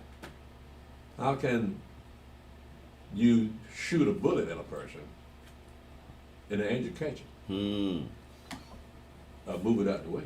Right. What kind of chance your bullets got now? Yeah. When we go, Yahweh willing, when we go to take the kingdom back, will the Muslims still be in the land too at the time? At the time we take the kingdom back? Yeah, will the Muslims still be in the land? Because, you know, they really control a lot of the land. You know, the TV just say, you know, but they really control a lot of the land. I mean, But in Israel? yeah. The Middle East period. I hadn't heard that. The matter of fact, Abraham's grave, their grave, that's one of the most military Muslim guarded sites. And you know what I mean? The Muslims control Abraham's grave, and the Muslims control that. His grave site. The Dome of the Rock? No, the Abraham's grave, Abraham, Sarah, that they grave. That's Where is it at? It's in what's that? He bought the land from what you call it? The little land with the cave. The Muslims control that. No, is it in the land of Israel? In Arabia somewhere? It's in the land of Israel. Arabia? No, Israel. Israel. Yeah, Abraham's grave is in Israel. What part of Israel? Southern part where they went. What's the name? He bought the land from what you call it? What's the name? So I know Rebecca's grave is there. Yeah. And Absalom's grave is there. It's like in the southern part. David's like supporters still there. Yeah, and you know, like the Muslims control Mount Olives. I mean, they control Mount Olives and Jerusalem. You know what I mean? They control Mount Olives and Jerusalem. So you know, like I mean, would they'll still be in the? Would they still be in the land at that time? No, we're gonna kill them too. That's what I was about to ask. Is it that Gaza thing we're going anywhere near that? No. Nowhere So near we're looking at the Antichrist here. Right? They can't be in the land with us. Right. Yeah. So whatever part that the Muslim control, whatever part Esau controls, we gotta take it from them. And they're gonna fight over the holy sites. Yeah, they gotta clean that house, man. Sweep it up. Yeah. I got a question about that. I mean, when you look at where we are now, and at that time, we know Esau more and Ammon is going to be in the land, but the Rome own a lot of that land now. And by that time, they would have taken over all control of that land, so ain't gonna be no Muslims practicing at that time, really. During the time. They said they're the same. They came from the Catholic Church. I mean, but I'm just saying, not the Islamic religion in itself. With that, not the people, but the religion at that time. That's not something they'll be practicing, right? Because you got the Pope, them going to be in Jerusalem at that time, and he is going to be considered God. So if you practicing that openly, then you're going to probably get killed. So I'm not saying how is that going to affect the relationship between them and the Muslims? Well, I'm saying I'm saying would there still be a religion called Islam at that time? That's what I'm not the people. I'm talking about if the Pope is ruling, would it be a Islamic religion at that time? No. So that's what I'm saying. Like the Yeah. religion of Islam, it ain't gonna be no Islam at that time. You had the people is there, but not Islam is gonna be around. Cause they gotta lay that down, right? They got to come under the umbrella of that one world order. Right. And that one world order will be a Christian Right. religion. You know, so everything got to come in the Catholic Church. Yeah, that's all I was saying. Not saying I'm not talking about the people, but just the religion I know itself. you're talking about the people that's going to be in the land. Yeah, they're gonna be in the land, but they're not gonna be practicing, not openly Islam at that time. Yeah, that's what I thought. I What? thought when, like the Roman Empire, you know, like you said, the Pope, the papacy was worship as God, right? But you could worship your religion. They had their own religions they worship, but they had to pay homage to those popes or those Caesars, right? That's I know pretty- what you're saying. Yeah. I don't know what to say. Would there be a place in that one world order in the land for Islam? Mm-hmm. That'll be a question. I wouldn't think it would, but I don't think it would too, cause see that Pope's gonna want to be worshipped as God. Right. So you can't stick Allah up in there and Muhammad up in there. Yeah. Because he's not gonna allow that, because now he's God. Mm-hmm. Now either he's God or he's Allah. well, let me ask you this: Ed. When you look at the so-called invasion they have in Europe and what they got in America and New York, they got a Muslim Arab done now. It seems like that war between the king of the North and the king of the South, like that had to happen previously to the Catholic Church or the Pope completely taking over. Mm-hmm. I'm looking at that like they line all them Muslims going in, and it looked like that is setting the stage for the Muslims and Christians later on to kind of get it on, because these Muslims they over there in Europe doing a whole lot of stuff, and now you got one in New York, and who knows what's going. Well, they ain't gonna do too much with Trump up in there, but just seeing how, and then look at Saudi Arabia. They are spending a lot of money, like they're becoming more of a global force now. So especially with AI, they got money all over the place, and now they're opening up their stock market. So it looked like, just looking at history, that Saudi Arabia seeing like they might be trying to be another thing. They finna do some type of Constantinople type stuff. I'm just saying, look at the global influence of Saudi Arabia and how Esau and them have joint military operations with Qatar, with Saudi Arabia.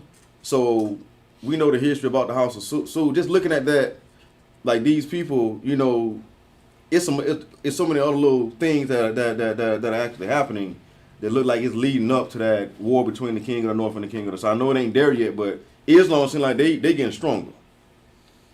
Yeah. Well, there was the kingdom of the king of the South. The king of the South, and then I thought that represented those Islamic believers. Egypt. Egypt. Mm-hmm. Okay. Talking about in Daniel 11? Mm-hmm. Okay. Well, speaking of, Would that only be Egypt by itself? At that particular time, it was referring to just Egypt. But you had to bring that up to today's time. So without the king of Egypt, whoever the president of Egypt is, he's Muslim, right? And so with the king of the North, he's referring to somewhere around Iraq, in that area, that's north of Jerusalem. Mm-hmm. So they're going to be coming at that Pope for whatever reason. And he's going to flee to Jerusalem mm-hmm. Okay. and go to his palace there. All right, so that king of the North is more singular. That's not, I'm just asking because I'm learning something now. So that king of the North, I just look at that more so as a European centralized power.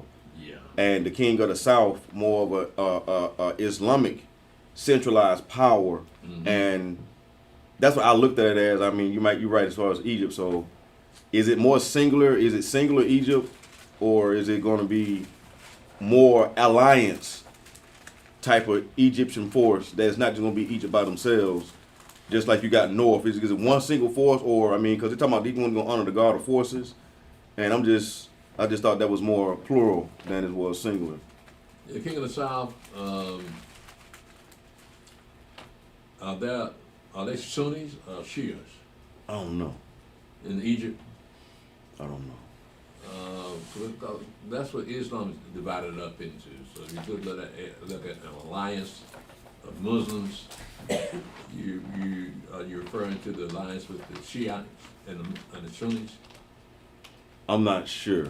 So what I stand corrected at is that looking at Egypt, and I thought it was more. I mean, I know it says a king, but I was looking at that more. These Muslims coming more together up on the one head, being a force, because that's what they're doing, and we know they already have the EU, and that being stronger than what it is at that time than what it is now, and that would cause. And just looking at what the Muslims are doing now, they're getting too hardy. They ain't got too out of hand yet, but now they're all over the place. Them Saudis throwing money all over the place, and they have a lot more influence that is what's visible in the world now. But over there in the Middle East and in Saudi Arabia and in Eastern Europe and in Brazil, the only place they don't have a lot of influence is in America. And Trump still, they gave him like money to a lot of the AI data centers that they got. So just looking at where they're spending their money, and with that money that comes with influence. So that just, I just was wondering about that. You can't leave out, I mean, yeah, you got the king of the South, but you can't leave out Africa either. Okay. That's part of your scenario. The Muslims come together. Yeah. Yeah, you got some African countries over there too that practice Islam. So yeah, that is feasible for them to challenge that beast of the Pope. That's what I was about to say, what you just said, because they don't somehow mentally move Egypt out of Africa into the Middle East. Yeah. So, it still sit on the continent of Africa. Yeah. And that's why when you just singled it out, I was like, it's a lot of Islamic other countries in Africa other than Egypt. Yeah. Yeah. It is noticeable that they don't equate Egypt with Africa. I think it has something to do with racism, because they don't like black people. Right. Yeah, because they haven't been a true Hamite since Anwar Sadat. Yeah. That ruled Egypt, and that was what, 82, 81, somewhere around there, 80. Yeah, around by that time, you could tell he wasn't quite Arab. He had hair like yours. Mm-hmm. Yeah. It was Hebron, cave of Machpelah near Hebron. It's near Hebron. He's a what? Near Hebron. Hebron. Hebron, what's that? The cave that Abraham bought for his grave. Oh, it's in Hebron? Right. Okay. Well, yeah, that's where he was buried. So it hadn't changed then. No. And that's one of the heavily guarded Muslim military sites. Yes, it's it's a military site from the heavily guarded. Well, praise you. Yeah. The one thing before you go on talking about Muslim, you heard about New York, right? No. Governor Huckle and your boy Mamdani are trying to get free child care. Boy, they really messing this thing up now. And they saying, where is this money coming from? Mm-hmm. They hadn't said nothing.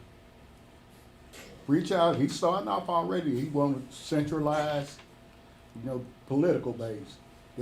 We'll take care of you. Just don't do it. Then we gonna solve your problem. You heard about that? No. Yeah. Let's continue. Your side? Who? Your side. I just slid up here. Y'all Been here the whole said time. Huh? Been here the whole time. No, we were prayed. I'm gonna call you. I'm gonna call you. And I'd be in a reason why he was in here when we prayed. Call him ghost.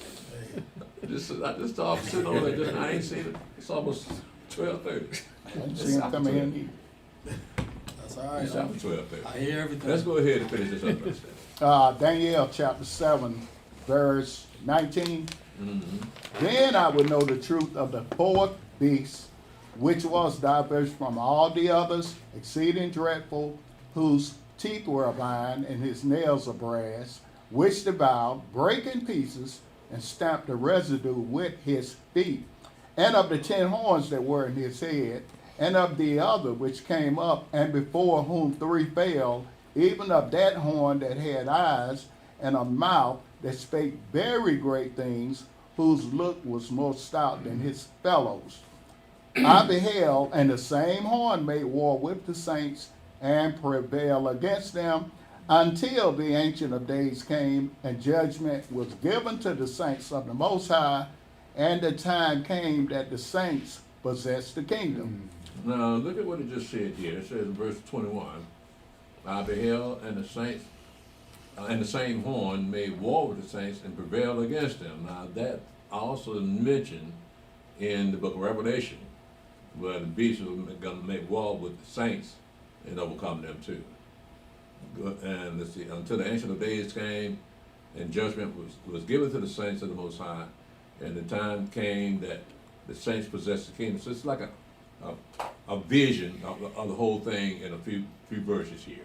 But it breaks it down even more as you continue on in the prophecies in the book of Revelation. Go ahead. Brother Priest, it's verse 22 and verse 18, they separate, or those are same events? Those two separate events. It says, until the Ancient of Days came, and judgment was given to the saints of the Most High, and the time came that the saints possessed the kingdom. In verse 18, that's what it's referred to? Yeah, that's when they take the kingdom. Okay. But they're going to already be in the kingdom for a minute. Okay. Because they're talking about judging people. Okay. That's what Paul said, the same thing. Do you not realize that the saints are judge angels? So yeah, judgment is going to be given to the saints of the Most High, and they're going to judge those people that try to invade our country. Go ahead, brother. Daniel chapter 7, verse 23. Thus he said, the fourth beast shall be the fourth kingdom upon earth, which shall be diverse from all kingdoms, and shall devour the whole earth, and shall tread it down and break it in pieces. Mm-hmm. And the 10 horns out of this kingdom are 10 kings that shall arise, and another shall rise after them, and he shall be diverse from the first, and he shall subdue 3 kings. Mm-hmm. And he shall speak great words against the Most High, and shall wear out the saints of the Most High, and think to change times and laws.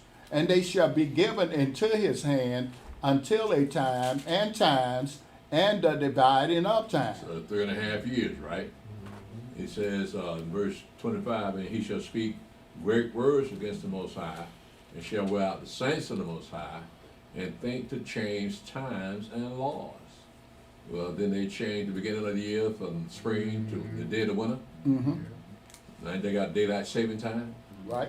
So again, that fits today's scenario about that verse right there.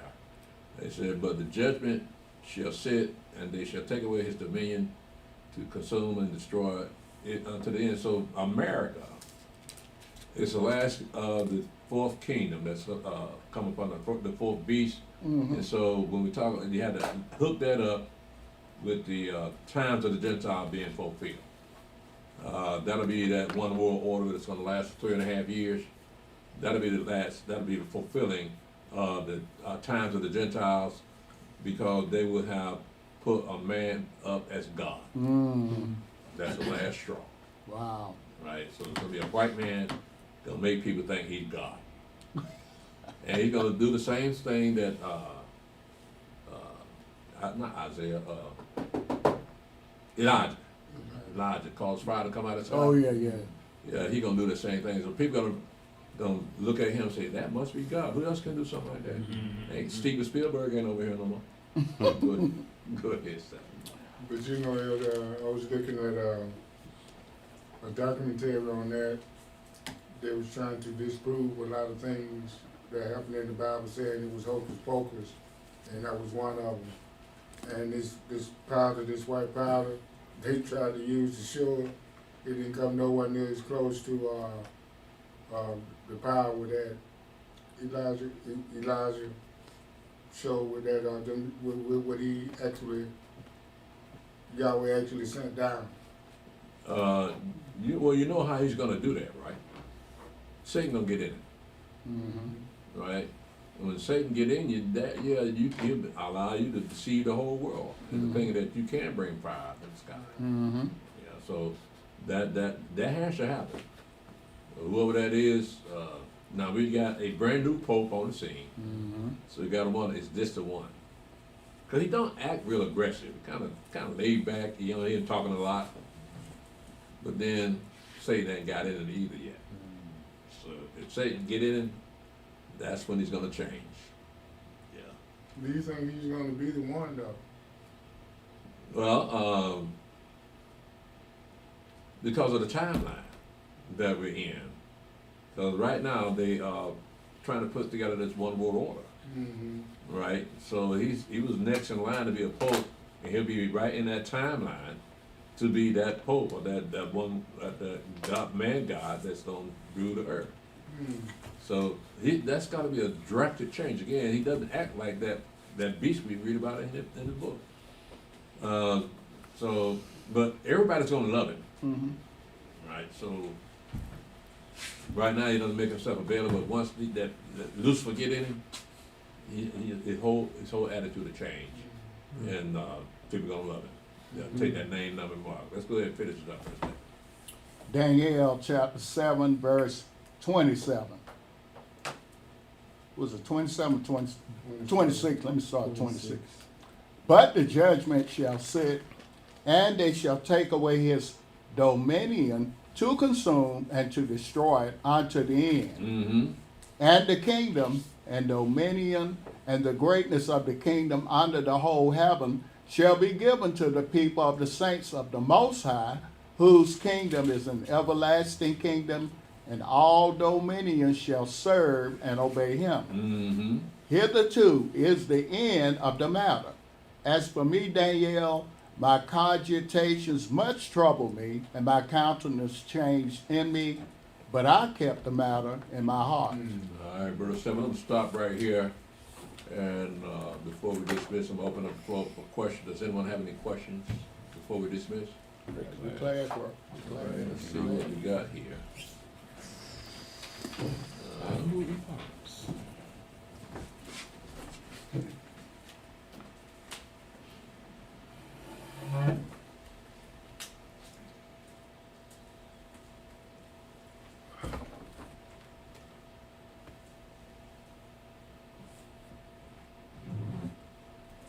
I have Isha 777 on YouTube. Shalom Isha 777. Shalom Shamayan Yasharala Elder. Shalom Sister Nariah. Shalom Brother Eliyahu. Shalom Brother Abraham. Shalom Sister Amelia, Tamishak's wife. Shalom Repentant Judah. Shalom Brother Alahayam and Sister Malaka. Shalom Brother Yeshua. Is that a girl? Yep. All right. That's a picture he got up there. That's a brother. But That's a brother? He got a picture of somebody else. Oh, he just took a picture of his sister. That's him? I don't know the relationship to the woman, but that's the one that be in LaGrange or Alahai and them. I think that's him. Yeah. I think that's him, yeah. We ain't gonna go there. Shalom Bishop Judah. Shalom Roosevelt Petrie. It's complicated. Shalom Elder Mick. Hope you're doing better. Shalom Elder Tobiah. Shalom Kuzo Goody.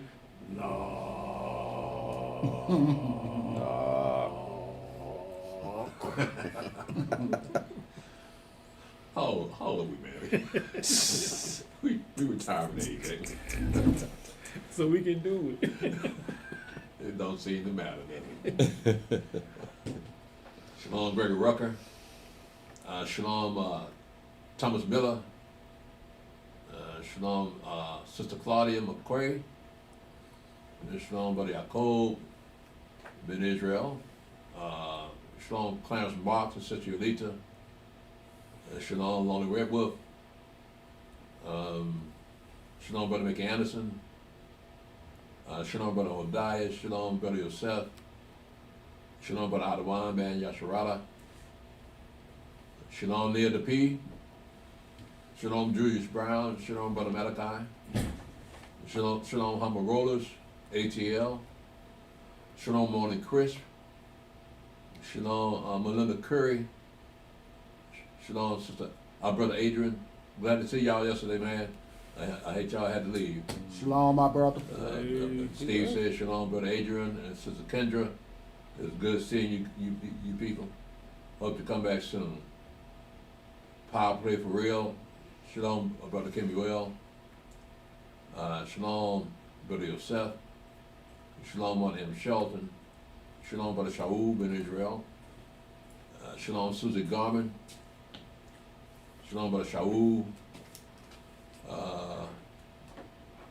How is it that Edom, Moab, and Ammon escaped the beast? Because they're in cahoots already. You gotta remember what it says in Daniel, that in Daniel chapter 11,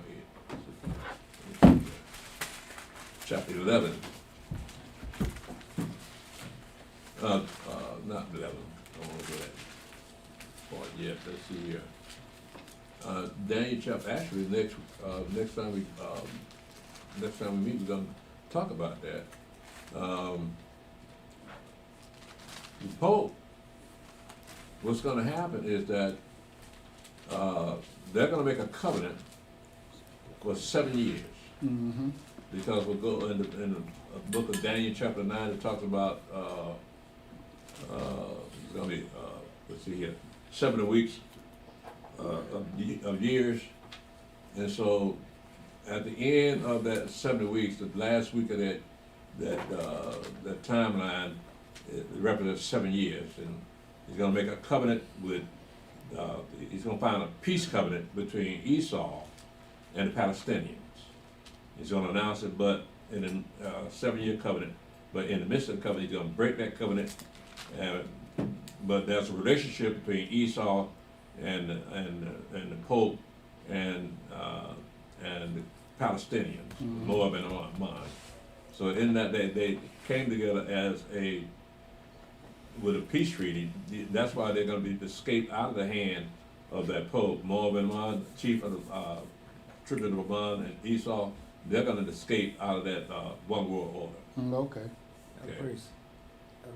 So during that 7-year period, which part of that we be in the wilderness during the first part of that 7 years or the second part of that 7 years? Second part. So if we gonna be in the wilderness second part of that 7 years, that first 3.5 years, they have to make that treaty before we leave, or we can be traveling that whole 3.5 years. You know what I'm saying? We're looking at coming together a different timelines here, because once we leave here, we got to be in that wilderness at a certain point, but America has to follow too. Right. We have to have a reason to leave here. So that would start the clock. Right. With the prophecies of Daniel, that start the clock. So we'll have to be out of here. America cannot be on the scene. We have to be in the wilderness at a certain time. Right? And so during that time that we're going to be in the wilderness, that's when the one world order is going to be set up. And people got to take that name, number, and mark. So we're looking at parallel timelines here. You got 3.5 years of Great Tribulation, 3.5 years of that one world order, and 3.5 years of the wilderness experience. Right.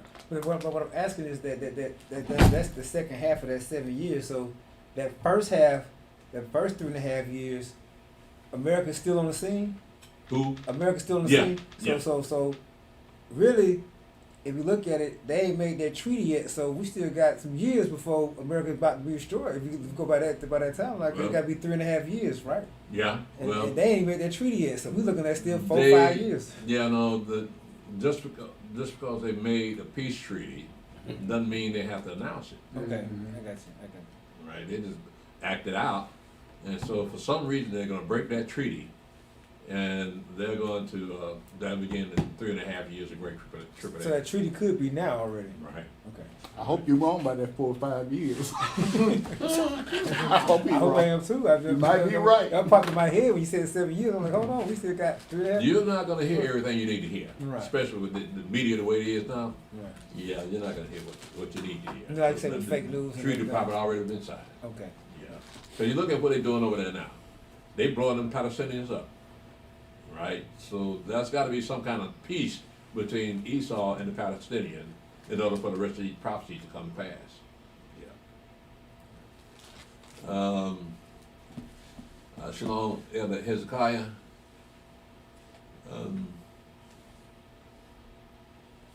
Shalom, RWLUCAS, RW Lucas. You left off at Brother Saul. Who you have Yeah, at the end? I thought I got it. I missed a whole lot of folks, didn't I? How the hell that happened? Okay. Shelton, Brother Shaul, Shalom, Susie Garman, Shalom, Brother Shaul, Shalom, Susie Garman, Brother Shaul. Yeah, that was, I just answered this question. There you go on the end. Yeah. Shalom, Sister Navarre. Shalom, Sister Akia. Is Ella gonna be here today? She usually is. Shalom, Sister Rachel. Shalom, Brother Obi. Shalom, Brother Elder Hezekiah. Shalom, W. Lucas.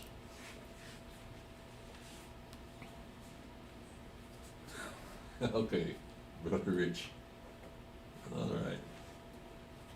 Shalom, who wants to know? How you doing, man? Shalom, Brother Mikael. Shalom, Brother Al-Hayim. Is that Brother Yohanan? Huh? Is that Brother John Yohanan? Who wants to know? Who wants to know the brother from Alabama? Yeah, John Yohanan. John. Oh, that, John. John. Yeah, okay. Yeah, well, he's about halfway there with a Hebrew name anyway. Yeah. Shalom, praise God, Brother Al-Hayim. Brother Mikael says, the little hats claim to be the covenant people but reject Mashiach. In doing so, where is their offering for sin and where is the high priest that stand in the gap for the people? Good question. What they're trying to do is set up the priesthood again. But they're going to take on the role, the rabbi is going to take on the role of a priest so that they can offer up the sacrifices for the sins of the people. And they've already used altar burnt offering. They didn't quite get it right because they slaughtered a lamb and put him up on the altar and he didn't burn all the way through. So they had to break him up in more pieces so you can burn that fat. But that's how they're going to do it, Brother Mikael. They're going to take on the role of the priest. They already got men already trained, Edomites already trained with the ways of the priest. They got all the utensils that are going to be in that temple they're going to build. So they're ready. They wait on the green light, but right now what they're doing is they really can't build that temple down because of the warfare going over there. And they're going to see, because in these days of time, they can set up a temple in a year. So it doesn't take that long. Like in Shlomo's case, it took 20 years. But they can take, with the technology they got today, they can set up the temple in a year. They're taking on the roles of the priesthood, Mikael, and they're going to be offering a sacrifice. They say the temple is going to be open to everybody. Except the people from Peter. Got a temple open to everybody. You don't want to call that. I call it. I don't have anything after Mikael. That's it. All right, well, let's go ahead. Facebook, YouTube, we're going to go ahead and shut it down. I'll give you 5 seconds. 5, 4, 3, 2, 1. All right, praise God. Thank you, YouTube. Thank you, Facebook. Good questions, good comments. Look for us on the third day, which is Tuesday night, for our history class and the sisters class. On the fifth day, Sabbath day, we have a Sabbath service, but that night we have a new moon service. So be prepared for that too. Thank you for joining us. Yahweh bless you and keep you. Shalom.